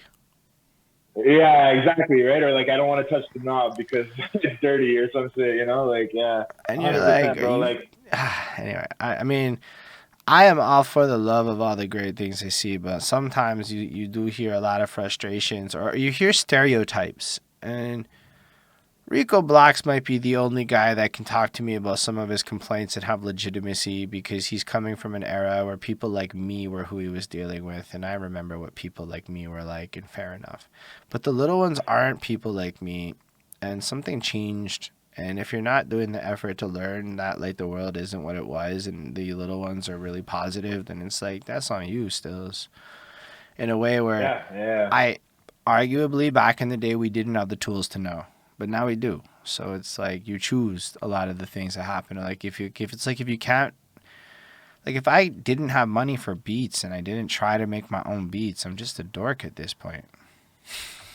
Yeah, for sure. I mean, what are you doing? So like you're coasting along and like what are you expecting, like somebody to just hand you that shit for free? That's literally what everyone's expecting all the time. 100%, every one of them. But what part of life works like that? The fantasy, the pink rosed view of the past before payola was in marketing or some shit. Like really, it's preposterous. The second you learn about music history, the dream that gets sold in indie rap. Keep in mind, I'm not talking about Montreal. I'm talking about this wave of fucking Facebook group people and this shit I see in these purist posts, and it's not like here. And you might not see these people because you might not be a sadist in album review land trying to understand who the fuck's going to ever watch your album reviews. And it's weird, okay? Like, it's just weird the shit they believe. Like when I say that mumble rap shit, like, nah, B, it's like people will just apply a lot of closed-mindedness to a lot of youthful-oriented things on some desire to get famous for themselves, always. Yeah, there's always like a secret agenda, but also the problem is, too, is that the second that you start doing too much of that or you start being that person, then you're obviously going to fade away as far as like new culture goes. I mean, if you can't adapt and listen to the new shit, like I have a buddy, he's like stuck in like 2006 when it comes to hip hop. Like he doesn't go beyond 2006, and he'll argue that all these people are the fucking best rappers and nothing since then that's come out has been good and blah, blah, blah, blah, blah. And I'm like, bro, do you like not love hip hop or do you not love rap? And he's like, yeah, I love rap. And I'm like, well, you clearly don't because you're not willing to like evolve with it. You know what I mean? It's always gonna, hip hop or any musical genre is always gonna evolve. And if you wanna like get stuck in the dust, like, I mean, it's just choice. Don't get me wrong. If you want to stay like listening to that shit, then by all means. But you're gonna be missing out on a whole bunch of great things that are gonna come within the next 10, 20, 30, fucking 40 years, however much time you have on this planet still. You know what I mean? Facts. So I'm always gonna be a fan, granted, being an older head, yeah, okay, sometimes I gotta sift through a lot to find stuff that I like. But that's just my personal opinion, and I don't dismiss it like it's not good either. You know what I mean? Like, bro, my boy Kenny, the guy in the thumbnail, all he listens to is reggaeton and South American shit. And like, we were in Miami. He came with me to Miami with this other friend Michelle, and the whole time I was like, I told him I'm gonna commandeer your speaker. I'm gonna put like, I don't know, like hip hop. Like he hates Drake, so I always say I'm gonna put Drake on and shit like that, like, whatever. And the whole time, all we listened to was reggaeton. And granted, it's not my favorite genre, but fuck, bro, like we're in Mexico, the timing's right. You know what I mean? Like everybody else is vibing to it. It just worked, and like I had a great time listening to reggaeton all fucking week. I didn't even hear a hip hop song for like a week. You know what I mean? Which is not like me ever. You know, so Yeah, I it's a appreciate matter of that. just opening your mind. Is my point. It's the bottom line. You know? Maybe I just got blessed being a fan of new metal when I was 12, but it was never about genre lines. It was about breaking them back when I was young in my little. And then I found out nobody else liked that shit, to be honest, back then. Like new metal was not. And then what's wild is it's hot now. Like right now, it's a huge genre and it's Yeah, back. yeah, yeah, But like, I yeah. had to go through like 20 years of people making fun of my love of new metal on the real. Yeah, of course, of course, of course. But bro, like that's the thing. Like if you like it, then who the fuck is the next person to say that it's not good or anything? And that goes with People like who you're like talking about mumble Slayer and rap. shit. Yeah, yeah, yeah. Well, I say you're gonna go to the old heads of metal now. That's what you're doing. But you're And the old supplying it to heads of rap. metal. Ain't nobody. All the Yeah. old heads was mad at new metal. All of them. It was too loud for their old ears, Well, it's or because it what? was basically whiny rap. So the rap heads was mad Yeah, because it's whiny emo yeah, rap over yeah, whiny emo metal. yeah. So it's like both. You're offending both. Yeah, I And get it you. was not well received.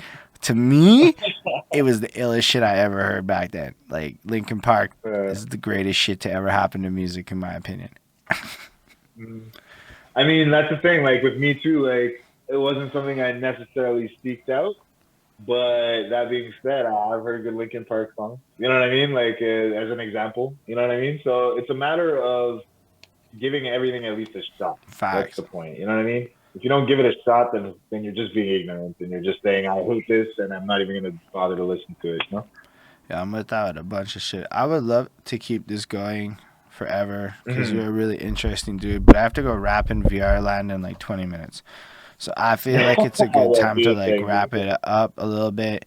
Yeah, yeah, yeah. And it's been a really riveting conversation. My rule of thumb is I don't usually go this deep like on a Monday anymore. I used to try hard to go long, and then you're episode 152, so the nostalgia is like I'm sorry, the novelty of it all is not the same. You're getting jaded. You're getting jaded in your podcast days. It's not that. It's That's okay. That's okay. the like 47th time I felt exhausted on a Tuesday and then had to go stream the night. Like, I'm in my 30s and I have to kind of consider, like, is this going to be the hottest episode in history? Maybe not. Okay, not to say it's not a dope one, but like we're saying in history, because we talking about pushing life, it's like you have to make questions like that, and that's not even questions I can answer. Is there like 47 people, like numbers I don't have, are that many people there?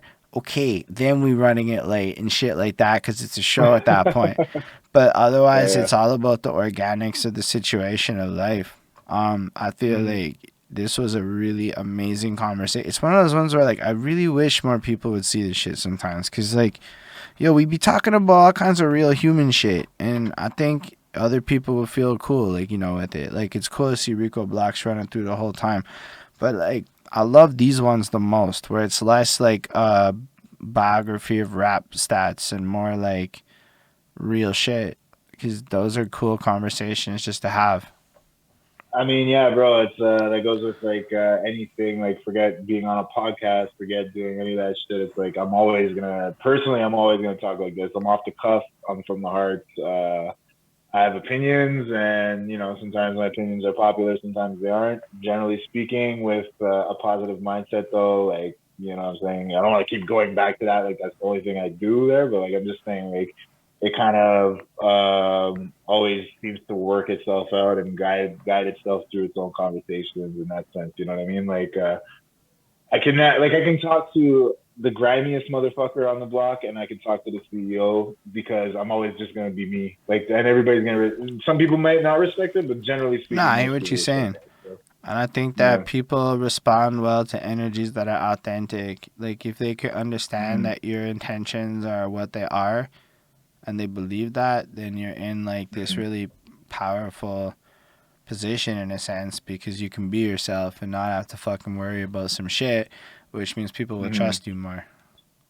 Mm-hmm. Well, I mean, that also comes too. It's like we were talking about with like age and shit. It's like to the point now, bro. It's like where like I have enough friends, I have enough people in my life, and it's like you can either Mm. accept me, you can accept me, or you can leave me. You know what I mean? I'm good. And I've been through the ringer when it comes to emotional shit and like life shit to the point where like I've seen friends pass, I've seen go to jail.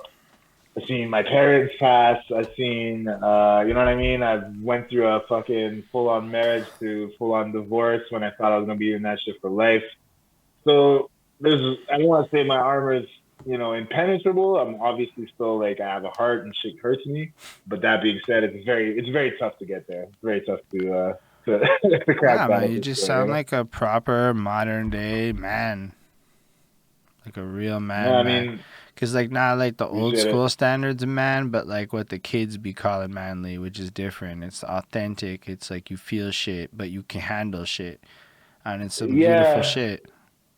yeah, well, that's it. That's it. I mean, like, some people get stuck in, like you said, that old school mentality where it's like you can't, like emote or you can't show feeling and shit like that, and that's bullshit because that's not real life. Like, you're just being like a shell of what you really could be at that point. You know what I mean? Like, and it's not like I'm trying to say like you got to walk around with like your fucking heart on your sleeve all Nah, day. you Like, shouldn't go that far. obviously, Sometimes you should. It's the middle. no. It's the middle. It's like the Yes, the time exactly. and Balance, placing of it all. balance. Sometimes Yeah, it's the balance. heart on your Balance. sleeve time. Sometimes it's the Mhm. keep your heart up inside your chest and time. Yeah, exactly. And if that's what I'm saying, like if you don't have anything, like it sounds like a stupid cliche old thing to say, like your mom would probably tell you this, but like if you don't have anything nice to say, don't fucking say anything at all. You know what I'm saying? Like Facts. sometimes, you know what I mean? Unless you have to chime in, unless it's a necessity that you have to put someone in their place, which obviously happens in life. But other than that, what's it gonna solve? What's it gonna prove? What's it gonna help? It's just gonna make the conversation or the whatever you're having with this person turn to the negative anyway. So what's negativity gonna help? Fuck nothing.